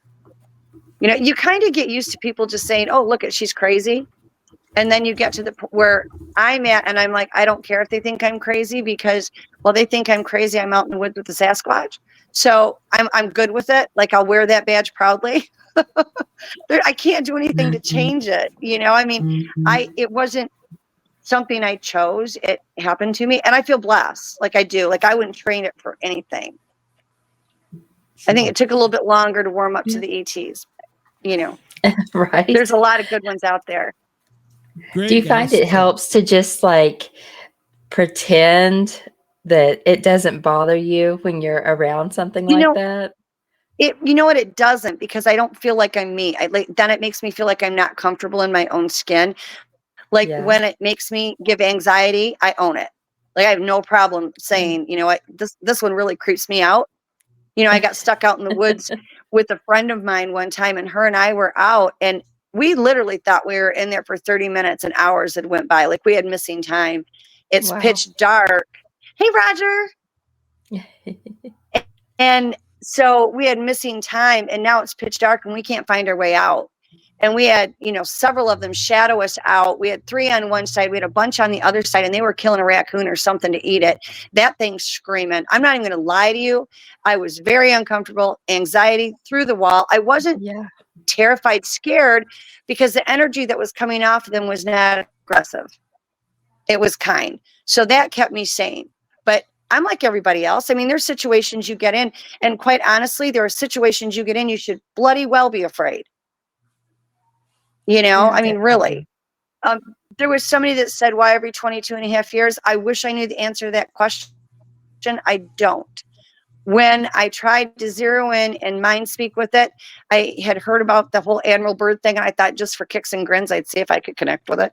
Never thought I'd get a response. Talk to me a little bit about the people, that were there, the aliens that were there. And I said, so you were there when Admiral Byrd was there? And he said, no, we rotate. I said, what does that mean? And he said, we rotate every 22 and a half Earth years. There's 4 of us all together, and we rotate. I never got an explanation as to why. So that I could only guess. I wouldn't be able to tell you exactly why. Wow. Chris asked, are they able to communicate with our domesticated animals? Oh, yeah. And I actually do that a lot for people. If it will talk to me, I can talk back to it. Doesn't mean everything will talk. I had a very dear friend of mine that has now passed away, but I loved him very much. And him and his wife were babysitting a turtle for a relative, and the turtle got sick. And he called me, he's like, can you talk to a turtle? And I said, I always talk to mine, So I did, and found out what was wrong with it. told him what to do. He took it to the vet the next day, and the vet had the same diagnosis I had. So it's good to get those little verifications. Like, I don't claim to be an expert. I'm not perfect. I will be the first to tell you that. But it always feels good when you get it verified. That's pretty cool. I mean, you can. So, do you have to be nearby it, or can it be? No. When you are using mind speak, time and space does not exist. There is no space. Okay. The worst case scenario is, like, when I did the conference in Russia, I spoke with the Sasquatch that were there, and every now and then they will still contact me, and they start out talking in Russian. I'm like, no, remember, dumb girl here couldn't do it. So then they switch back over to English. And once in a great while, it sounds, like they're a little far away, but normally no. It's just like they're like right in front of your face. And mind speak, you need to realize that our people have always been able to speak telepathically. Our government told us we couldn't. The problem with mind speak is people don't recognize they're getting it. They assume that you're going to hear this booming voice in your head. And there are literally so many ways to get it. It could be a sense of knowing. It could be an image, a picture, something that plays in your head like a video. Walking into a situation and going, oh, this is what already happened here. It can be randomly, like maybe you're in the kitchen and all of a sudden an apple pops into your head and you're like, why am I thinking about an apple? I don't even want an apple, because something is putting it there. So a lot of when I work with people on MindSpeak, first thing we do is go through the entire process of getting your vibration or your frequency up and your energy up, getting hooked into your consciousness, and then knowing what you're getting. It's recognizing it. It's not overly hard. We can all do it. If I can do it, anybody can do it. It's a matter of recognition and knowing what you're getting. And it's very subtle. It's not always loud. Now, I've had, Sasquatch that wanted to talk to me and get my attention, and I was busy. And then all of a sudden it's like a booming voice in my head. They're screaming at me. And I'm like, I got it. Give me a minute. And then I've also had it where it's so subtle, I've missed it. And then they've yelled at me later and said, I tried to soka you, which means, mind speak. And I'm like, I'm sorry. Okay. I was doing other things. I missed it. But I also talk verbally up close with them as well. So is there any correlation with them with I guess what we would call the spirit world, like ghosts and stuff like that? Yeah, I mean, I speak to ghosts. I've always spoke to ghosts. In fact, I just did some work for somebody the other day and was speaking to the ghosts that were in their home. They all live in a paranormal. I mean, they all can go into that plane where they're in a paranormal spectrum. Ghosts are high frequency. That's how they can transmute and, come into our plane, is because of that high frequency. Any of your cryptids can also go into what they call spirit form. So they can be flesh and blood 1 minute and go into spirit form the next. Okay. So you really haven't lived until you see one walk through your wall into your home. It's a little bit shocking the first few times, but yeah, they can do that. They don't live on the ghostly plane, clearly, but spirits come and go as well. And they can, because they're all higher frequencies, they all can connect. They're very, very attentive and protective. That's why you see a lot of them around the graves, especially Native American. And they are protective of them because they all work under the collective consciousness. Okay. Like Amanda, where she lives, she thinks that she's got some nearby her. Oh yeah, you've got them all around you, girlfriend. You've got all kinds of stuff by you. No, but you do. You've got spirits by you. You've got Sasquatch around you. You've got Dogman around you, and you do get occasionally ETs. The thing with the ETs is all of these things travel in the high frequency. So once you get one, you end up eventually getting everybody, even if you're not aware of it. And you have all that, and you've got a lot of little people by you. You've seen them. They're all over the place. Yeah. Yeah, they like you. You have a very high frequency, and that's what they're drawn to. Yeah. Speechless? I am. Yeah. Yeah, she has what they call a pure heart, and they absolutely love that. And she's got the higher frequency already, which means she's already gone into 4D and 5D. And so once you get that and understand that these cryptids and these other beings are at a much higher dimension than that, you know, our world's fixing to go into 5D. You're already there, just so you know. But and they're drawn to that. It feels good to them. They're always asking me to come outside, and all they want to do is pull energy off me. I mean, I know it, you know. I'm like, okay, just leave a little for me to get home on. You know, that's all I care about. Yeah. Maybe that's why I stay so tired all the time. Well, you do, because what happens is not only do they pull it from you, but dream state is actually a real place. It's just a different plane. Our bodies are a holding device. They're third dimensional. That's why they need food, water, and sleep. So all they are is a vessel for your consciousness. It's not your brain, your consciousness. So when you go to bed at night, it's taking care of what the third dimensional body needs. Your soul doesn't sleep. So while you're thinking you're asleep, your body, that third dimensional body is. But your soul, which is higher dimensional, is out running around, doing whatever it's going to do. Whether it's fighting for the greater good, meeting with another soul, whatever, it's up and moving. And so that makes you more tired in the morning. On top of it, right now, our bodies are going from carbon-based to crystalline as we ascend, and that's exhausting. People are going to notice a lot of changes. You know, foods they're going to like and dislike that they never did before. Amanda, try extra water and protein, and it will help off balance it a little bit. And then also, like, be kind to your body. If your body tells you it wants certain foods that you normally wouldn't like I have vegans that tell me all they want is a steak right now. Listen to your body. It knows what it needs to ascend. So, you know, listen to it. But when you do a lot of the paranormal work or get a lot of contact with the cryptids of any kind, or even, you know, the elementals and stuff, really bump up your water, bump up your protein, because it is extremely helpful. Especially if you get zapped, that's the first thing you want. I've never gotten zapped before. My day is coming, I'm sure, because I haven't gotten it yet. I knock on wood every single time I say it. That's why, and especially right now through this transition and this ascension period, and, you know, transferring from the carbon-based to crystalline-based, it's even more so. Yeah, it's perfectly normal. Emotions are going to go up and down all over the map. We're going to act different. We're going to feel different. Things aren't going to make sense like they used to. It's just part of the normal. makes sense. Wow. I'm scared to ask if you see anything around me. So yeah, you've got but what I see around you is not a ghost. It's nothing bad. You've got a Sasquatch that watches you. Okay. Probably because you talk about it on your show and stuff, or it could be, you know, you found it out in the woods. But yeah, you get you do get cryptids that come in and check on you. Nothing bad. I'm not picking up anything bad on either one of you guys or around you. That's good.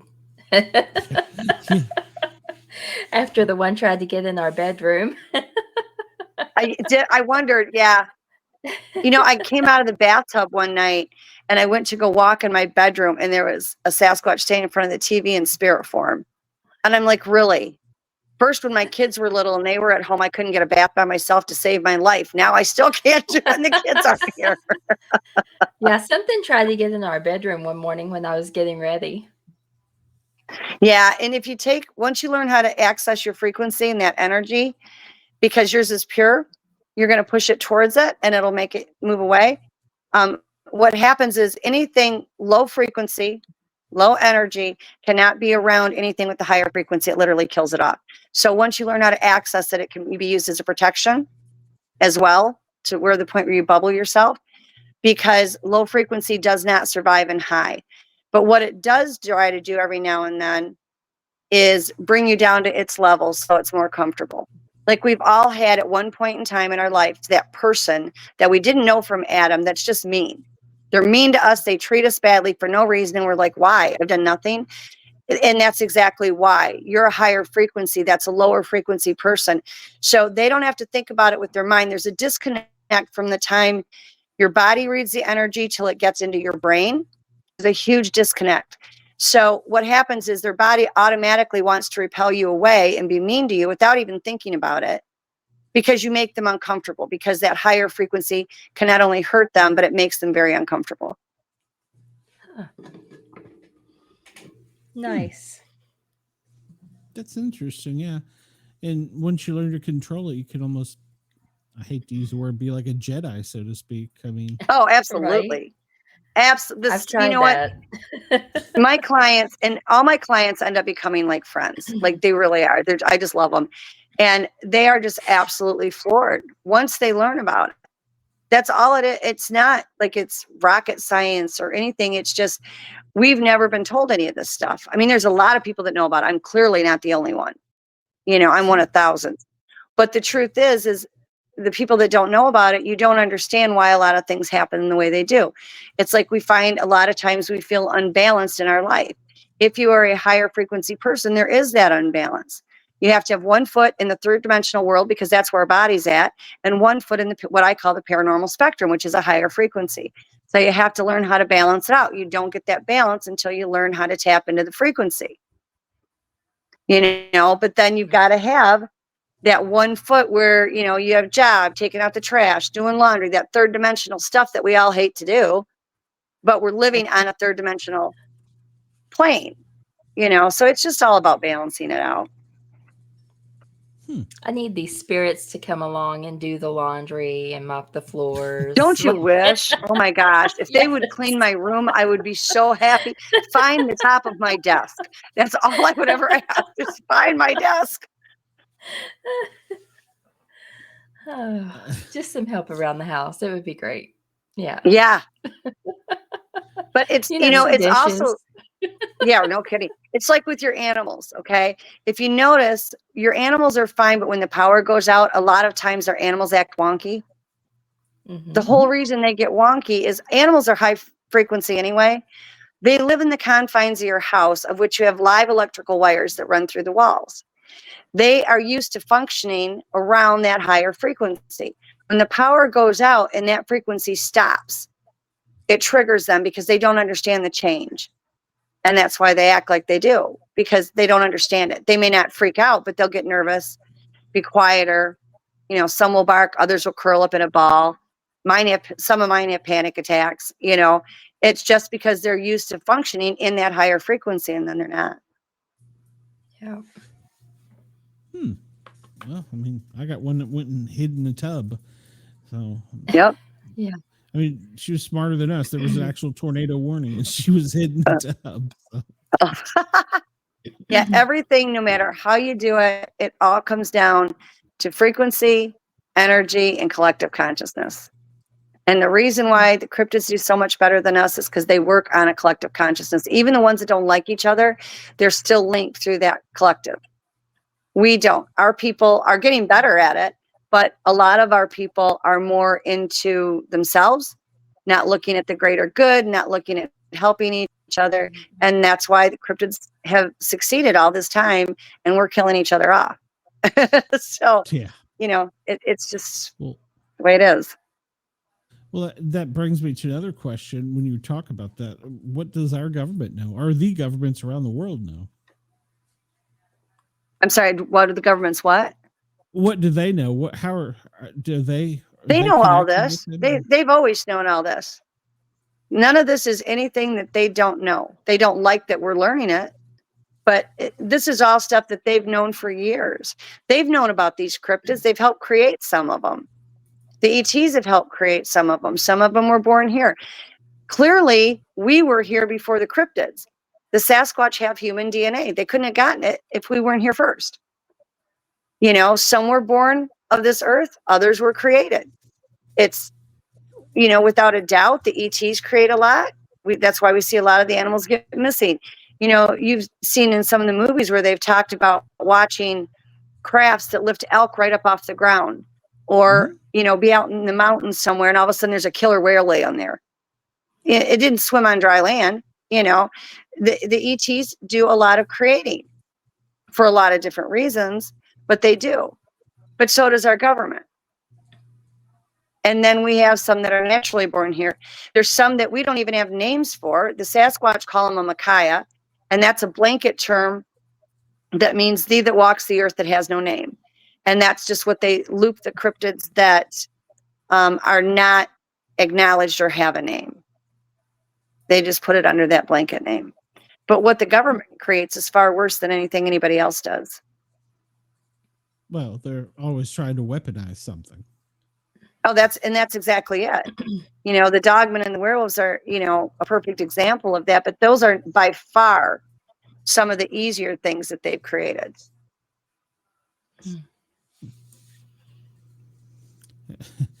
That's well, you know, I've often wondered about that. What about, like, I mean, is it of lore like the vampires and stuff like that, or is that just legend? You know, I've been asked that so many times. There is what they would consider a vampire, but keep in mind that the movies have amplified it. Sure. You know, so they're not quite in the same thing. Have I ever dealt with vampires? I have not. Energy vampires, yeah. And they basically will want to they look human. They can't wait to get anywhere near you, and they literally suck your energy to the point where you can't move. You know, in all honesty, the cryptids will try to do that as well. Generally, if you take your energy within your body, push it back at them, they will back off.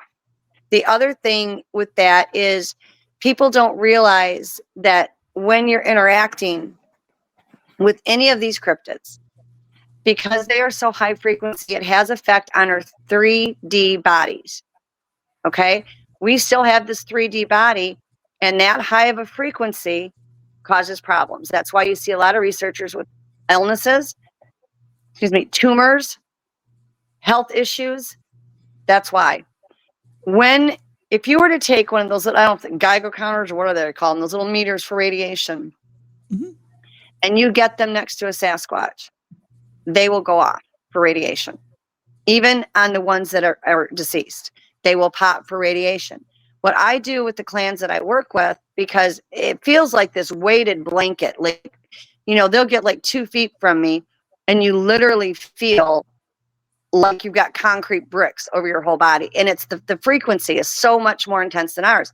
So what I do, and most of them, not all, most of them are happy to comply with it, is I just say, you know, you're welcome to interact with me in peace. My body is not like yours. I cannot take this high frequency, and it's making me, you know, it's too much on me. It doesn't make me sick. I don't get sick. A little dizzy once in a while, but it does. It's so heavy. It's like you go to walk and you can't move. And for most part, they will pull it back. Some of them won't. I think they get a kick out of being more powerful than us, but for the most part, they do bring it back. And so when I'm out with them, that's one of the things I ask first. And if I get them to do it, then I'm happy. If I don't get them, at least I know I tried. They don't do it to hurt anybody. When they zap, they're taking all that frequency and energy in their body, and they're basically throwing it at you like you would have a snowball fight with somebody. They can pinpoint where they want it, how strong they want it, and what it's going to do to you. I've had people standing next to me get zapped and got put on the ground, and I'm standing there like, okay. And it's not anything to do with me. They just chose not to zap me and to zap the person next to me. Like a game almost. Crazy. Yeah. Well, why do you say we've experienced this when we're out in the woods? Why would we have these crazy experiences? Is it because of the energy? We pretty much just come back to camp and go, okay, we're going to sleep now. That's probably them getting in your head, because they can do what they call trancing. One, with trancing, it's like your brain is fully functioning, but your body goes on autopilot. You can think in your mind, like I had a male come up to me and actually take his hand and place it on my lower arm and look me in the eyes. And I knew I was tranced, because I'm just like standing there and I'm going, wow, I should be probably freaking out about now, but yet I'm just standing here. Yeah. You know, and I've had the same thing happen with ET abductions. And so that's part of it. The other is, it's very possible whatever was out in the woods with you projected that thought into your mind to get you to peacefully leave. They can project any thought, smell, sound, emotion, anything. And it's all projection. And that way it keeps them safe, and they don't have to have that much contact. And they can do that from any distance. They don't have to be near you to do it. They've got quite the leg up on us. Why do, and Wendell asked this in the chat, but I was going to word it a little bit differently. Why do some people have more experiences and other people have nothing? Is it? It's all frequency. It's all frequency. If your frequency is high enough, if they feel you have a pure heart, if they think that your consciousness is ready for that contact, then you get it. We may think that we're ready. I can remember years ago, and they would tell me that, we're going to have you do this, this, and this. And I'm like, oh, I'm ready now. I'm ready now. I'll do it. Tell me how you want me to do it. I'll do it. And they're like, we'll let you know when you're ready. And I'm like, no, but I really am. I'm fine with you guys. Just tell me what it is you want me to do. And they're like, they would laugh at me, literally laugh at me. And they're like, we'll let you know. And I'm like, fine, be that way. But yeah, they don't do anything until they think you're ready. It's not what you think or when you think you're ready. They will let you know. Okay. Yeah, because I mean, I've had experiences in the woods, and then we'll bring one person in, and there's just nothing, and they never have anything. They have never had any type of interaction with anything. I mean, they may have and not realize it, but it's like it just killed everything around us. And we can go out in our group, and it's like we're magnets for them. Yeah. Now, like for you, the one that follows you around is tall, probably 8.5 to 9 feet, medium build, sandy colored hair, very shaggy. He does not have the conial head, but he does have a higher forehead. Okay. Yeah, the very first experience I had, there was something called the Mount Vernon Monster in Virginia. And we went out in the woods looking for it. We were teenagers, stupid. And we found it. And it was the very first experience I ever had. Oh, God. That sounds bad. That sounds really bad. Yeah, we found it. So, but we thought it was a human at first because it was down by a pond. And when it stood up, we know, well, yeah, that's not a human. Oh, God. Yeah, that one doesn't sound good. But again, when you go, had some missing time with that too. Yeah. When you go into the woods, okay, if you get that warm, fuzzy feeling and you're relaxed, that's your day to be in there. But as soon as that changes, or if you step into those woods and you feel uncomfortable, turn around and leave. Like, a lot of the bad encounters are because people are missing those subtle signs. Everything is subtle. Unless they get to the point where they're frustrated, then it's, loud and proud. But, if they scream and they're waving their arms, it's not necessarily aggression. It can be, but it also can be you are going to walk into something that was dangerous to you, or they have their children there. Like, I've had them warn me because there was one that was from a different clan that wasn't nice and was coming into the area, and they would mind speak with me and say, go to the house. And I'd be like, why? What's wrong? I want the explanation. And they're like, go to the house. And then I got yelled at. Like and I didn't really get yelled at. Exactly. It was just like, go. And I'm like, fine, cop an attitude, I'll go in. And that's what it was. And then I look out in my yard and it's like this rock throwing back and forth from one side of the yard to the other. I'm like, okay, I got it. I've learned that whatever my first instinct is when I'm out there, follow that. Don't think about it. That disconnect when you read the energies gets to your brain, screws you up every single time. Just, go with your gut instinct. Read the energy that you get. If you feel uncomfortable, it's not your day. Go back another day. Doesn't mean you can't be there ever, but that's not your day. Something's there that doesn't want you there. They would prefer to get that point across to you that way than have to be in some kind of an altercation. So listen to your body. If it doesn't feel warm and fuzzy, that's not where you need to be. And the ones that want you around or that are going to follow you around, they're not going to put out those bad vibes. They're just going to let you come in. Yeah, I didn't listen. Don't get bit. I was a paramedic firefighter, and I was attacked on duty by a pit bull, and something in my head told me not to get bit, and I related it to chihuahuas on a porch, and well, I'm now medically retired. So yeah, I've had it where I've never been zapped, but I was out one time and it was at night and the dog had gotten out. I was out looking for the dog and I got hit with the wall of fear. And I was like, got the message. I'm out of here. I went out on some property that I own and I went to look at it. And I knew there were dogmen there. I knew there were Sasquatch there. Went to go out on this property. And I thought, oh, this is nice. This is wonderful. I get ready to leave. And I knew the dogmen were up towards the front. And I'd already went by them once and it was great. I went to leave and I got hit with this wall of fear. And I thought, there's no way you could pay me any amount of money in the world to stay here. And then it dawned on me what they were doing. And I'm like, okay, here's the way this goes down. I can get this property and then the bad men with guns aren't going to come here. Or they can sell it and parcel it out and the bad men can come.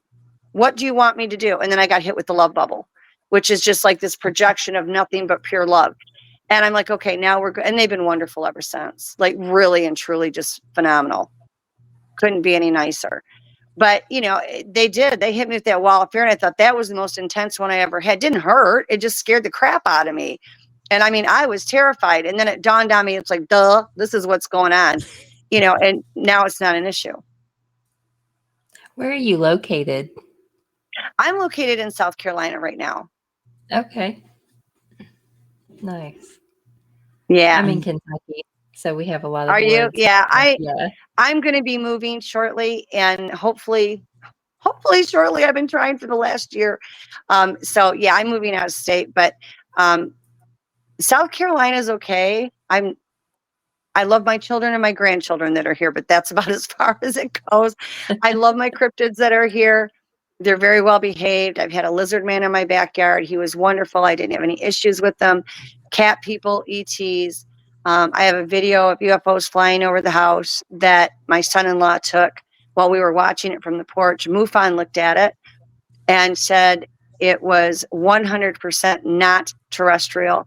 And they were so impressed with it when my son-in-law sent it to them, they played it at their top symposium for the year. So we get a lot of activity here, and I'll miss the ones that are here. They're welcome to join me. But yeah, I'm ready for a change. Where do you want to move to? I'm going to be moving out in the Texas area only because I never really wanted to live in Texas. The only reason I'm going to Texas is because I do run, and I'm an assistant manager for the Nebraska Bigfoot Conference. Mm-hmm. And so and Harriet McFeely is the owner and I adore her and she needs help with the museum and I want to be able to help her with that. I have clients that are spread out all over the United States, as well as I have clients that are outside in other countries as well around the globe. But the ones that are in the US, I try to get out there as much as I can. And it's kind of a centralized place. I don't know how long I'll stay there, but yeah, me and my animals are going to go. We're going to do this. We're going to do this. That's awesome. Yeah. That is. Wendell in the chat wants to know when he is going to see one and does he have a Bigfoot near him? He's jumping up and down. Is he? I'm trying to see if I can zero in on him. He's a really odd and strange. He's got a couple things around him. He's got a little person that follows him around as well. There is a youngster. It's blonde. It's probably about 5 foot. It's just one of the kids. At 5 foot, you're talking probably 8 or 9 years. But he does have he's got more dimensional and elementals around him. And definitely little people. I can see that with Wendell. I've never met him. I don't know, but that's what I'm getting. You'll know. When and the blonde colored child, he said he thinks that Wendell's funny. I don't know. I don't know him. I'm sorry. All right. Is he a comical person? Because he says he thinks he's funny. He said he laughs a lot when he watches them. That makes sense. Yep. That's Wendell. Does it? I don't know him. I'm sorry, guys. Sorry, Wendell. No. When you meet Wendell, you'll know. We lovingly say once you meet Wendell, you've been Wendelled, because he'll sneak up on you, take your picture, and then come back 5 minutes later and introduce himself. Yeah. Well, he does say that his mom and dad know that he likes to watch Wendell. and he doesn't get in trouble for it. So he must have a kind heart, because otherwise they would have put the kibosh on that a while ago. Yeah. You're welcome. He does. Well, I know. So if he's around you, I guarantee you there's others. Well, I'm sure there is with Wendell. We only wanted to keep you an hour. I know you got in a little bit late, but it's getting late, so I'm going to let you go so that you don't have to stay up with us. Well, I got a lot of work to do, but if somebody wants to get in touch with you, how can they do it? You can find me on Facebook under it. There's 2 accounts. You want the one that just says Robin Haynes, Haynes, no middle initial, or you can check out my website and reach me through there. It's www.paranormal-empowerment.com. Okay. Have you written a book, by the way? No, I have been asked for probably the last 10, 12 years to write a book. And I've started it about 4 times. One about the flesh and blood aspect, and one about the paranormal aspect, and then another one about the things that I do. And I scrapped that one because I would not want anybody to use the things that I do and actually hurt the Sasquatch or any cryptids with it. But I have never done it. And it's just really odd. Every time I start to write it, I don't. The one thing that they do want me to tell everybody, and this, I do this on every show, because if not, they are not going to quit bugging me in my head all night long. You know, there's a lot of misconceptions on what they are. You know, they are not monsters. They are not Nephilim. And, you know, the ones that are good believe that they are from Creator. They are very spiritual. So that's, you know, that's the message that they always make sure that I put out there. I was quiet for a long time. After I did the Russian conference, and then there was a kidnapping attempt, and then somebody was going to bash my head in with a pipe so that the Sasquatch would come in and save me, and they could get one that way. I went quiet, and I just went back out in the woods with the cryptids and my kids. My kids all grew up around these things, and I just went quiet. And then 7 years ago, they came to me and they said, it's time. And I said, for what? You know, you got a job for me to do? Because they send me all over the place. So I was fine with that. I can do that quietly behind the scenes. No, you have to tell the people the truth. And I said, nobody will listen to me. And they said, it doesn't matter. The words will matter. The ones that are supposed to know will know. And I was like, all right. So if the whole world laughs at me, then I guess the whole world laughs at me. I'm fine with it. I'm comfortable with it. And I just kind of, you know, have gone from then. And when they tell me they're done with me doing this, then I'll go back out in the woods and disappear. Sometimes that makes us all feel safer just to get away. So, Robin, thank you. And thank you. I would love to have you. Yeah, thank you for having me. So, oh, absolutely. Anytime, if I can just get this talk studio thing to let me in. Because we have a blast. Amanda, it was every great time to you're see on, you. So. You too, Robin. I sent you a friend request on Facebook. Oh, wonderful. Good. Do it. We can talk, girlfriend. You got all kinds of stuff going on around you. Dear Lord have mercy. Yeah, they all like you. I do. Yep. How do you not like her? So I know, she's precious. That's a funny story. She was attracted to me. I interviewed her for a show, and then she's never left. I can't get rid of her. Yep. So I just show up. Good. I'm not trying. You can to. show up anytime I'm here. I'm not trying to. No, I don't want anybody to think that. But yeah, I mean, it was like, she's a keeper. I gotta have her. So she's amazing. I can see why they like her. Like, you really do. You have a pure heart, and your frequency is off the charts. Like, there's a reason they like you. What is the deal with the dishes on your counter? The dishes on they are talking about dishes on your counter. They want one of the dishes on your counter. They want one of the dishes? Yeah, they're like all excited about a white dish. I don't even know what color your plates are. They're talking about some dish. I have no idea. I know I had a blue plate years ago. I had a blue plate sitting on the kitchen counter, and I made homemade cookies on it. I literally went in to use the restroom, which was my first mistake. I came back. I've never seen that plate of the cookies again. And I found out later on, one of the Sasquatch said, thank you. And I'm like, oh my gosh. I had that plate all of 2 days. Like, literally. Could I have the plate back? You know? It's crazy. But yeah, you have things missing in your home. You do have little things that come up missing in your home, and they said to tell you thank you. Oh. Welcome. I can have a show. I don't just claim on to this. ever know what they mean. I just know I pass along the messages. Right? Maybe we should do a show where I just carry my laptop through the house and show her my house. Yeah. And Yeah. They're cracking up. They're just having a ball. And the little people are even worse. They're like little kleptos. I mean, I'm telling you what, gosh. they just are a trip. Oh my word. But see, once you get the thing about you, and you're probably already noticing this, and you as well, but when you get in that higher frequency, your vision changes. Okay. So you see people that have pictures and they say, oh, it's all pareidolia. And a lot of times it is. Honestly, it is. But the other part of that is people that are looking through 3D eyes will never see them in those photos. Maybe in flesh and blood, but not when they're not in flesh and blood. When you go into the higher frequencies, you're now looking through what I call the paranormal spectrum, which is through higher frequencies. So you're going to pick out these things in the photos that other people can't. So like in your case, Amanda, you're probably noticing things dart around your room, or shadows every now and then. Or Glenn, you're the same way. And it's because you're looking through the paranormal spectrum at a higher frequency. So that's why you're able to see them, where you could have somebody that doesn't know anything about these things standing next to you and not see it at all. Yeah. But it's because you're looking through the higher frequency paranormal spectrum. Nice. Makes sense. All right. So it's like, welcome to the club. There you go. Amanda, you may have a new partner there. So yeah. There you go. We could have some fun. Oh yeah. I don't doubt that.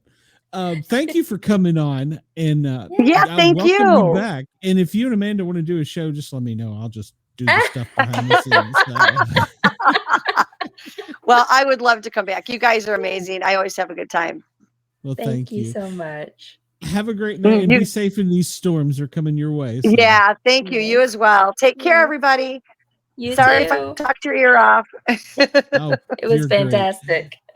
Oh, well, take care. Bye-bye. Robin. Bye-bye. Bye. Bye. I love it. That was great. She's great. Yeah, she's great. Yeah, Wendell says that would be a great show. That's an idea.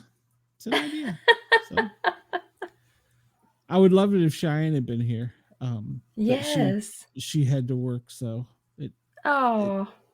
yeah, well, it sucks, but it's okay. We'll get her back. So yeah, I would love to have just you two going, and I would just sit back and I think it would be She great. was fun. I love it. She's got a lot of good energy. That's yes. What, I was like, oh yeah, I'm so adding her on Facebook. I knew what you were doing. I was like, she's a stalker. So. I made it. I made it for the whole show. I can't believe it. You did. I was looking at the weather, and it's not to us yet. I think it's starting to stall. So I don't know if it's good or bad, but I don't know. I keep glancing over. I have the radar on my phone, and I keep glancing over at it, and I'm like, oh, it's at Louisville now. Yeah. It's almost to Nashville, so it'll be about 2 hours away if it's in Nashville now. So great, overnight, yay, good time. It's not too far from us now, so I made it. Yeah. Right. Well, I'm glad you made it. Because I was concerned about you in general, but I was kind of wanting to have somebody to kick around, and the Dizzle never fails. So yeah. You never know what you're going to get with the Dizzle. Good Lord. So, no, you don't. But it's kind of like the Dizzle effect. He pops in, he pops out. It's, so, yep. So, what do we got coming up? Do you have a show next Monday night, right? Yes, we'll have Monday Night Horrors, Cheyenne and myself, and we're going to continue on. I believe we're at the 70s now.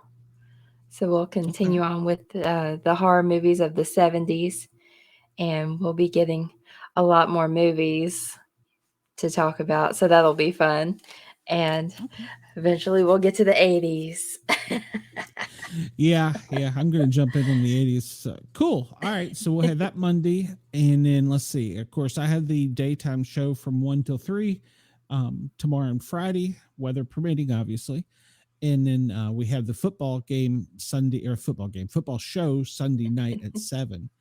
with Jeff and his son Jake. So that's always fun. And I looked in next week on our schedule.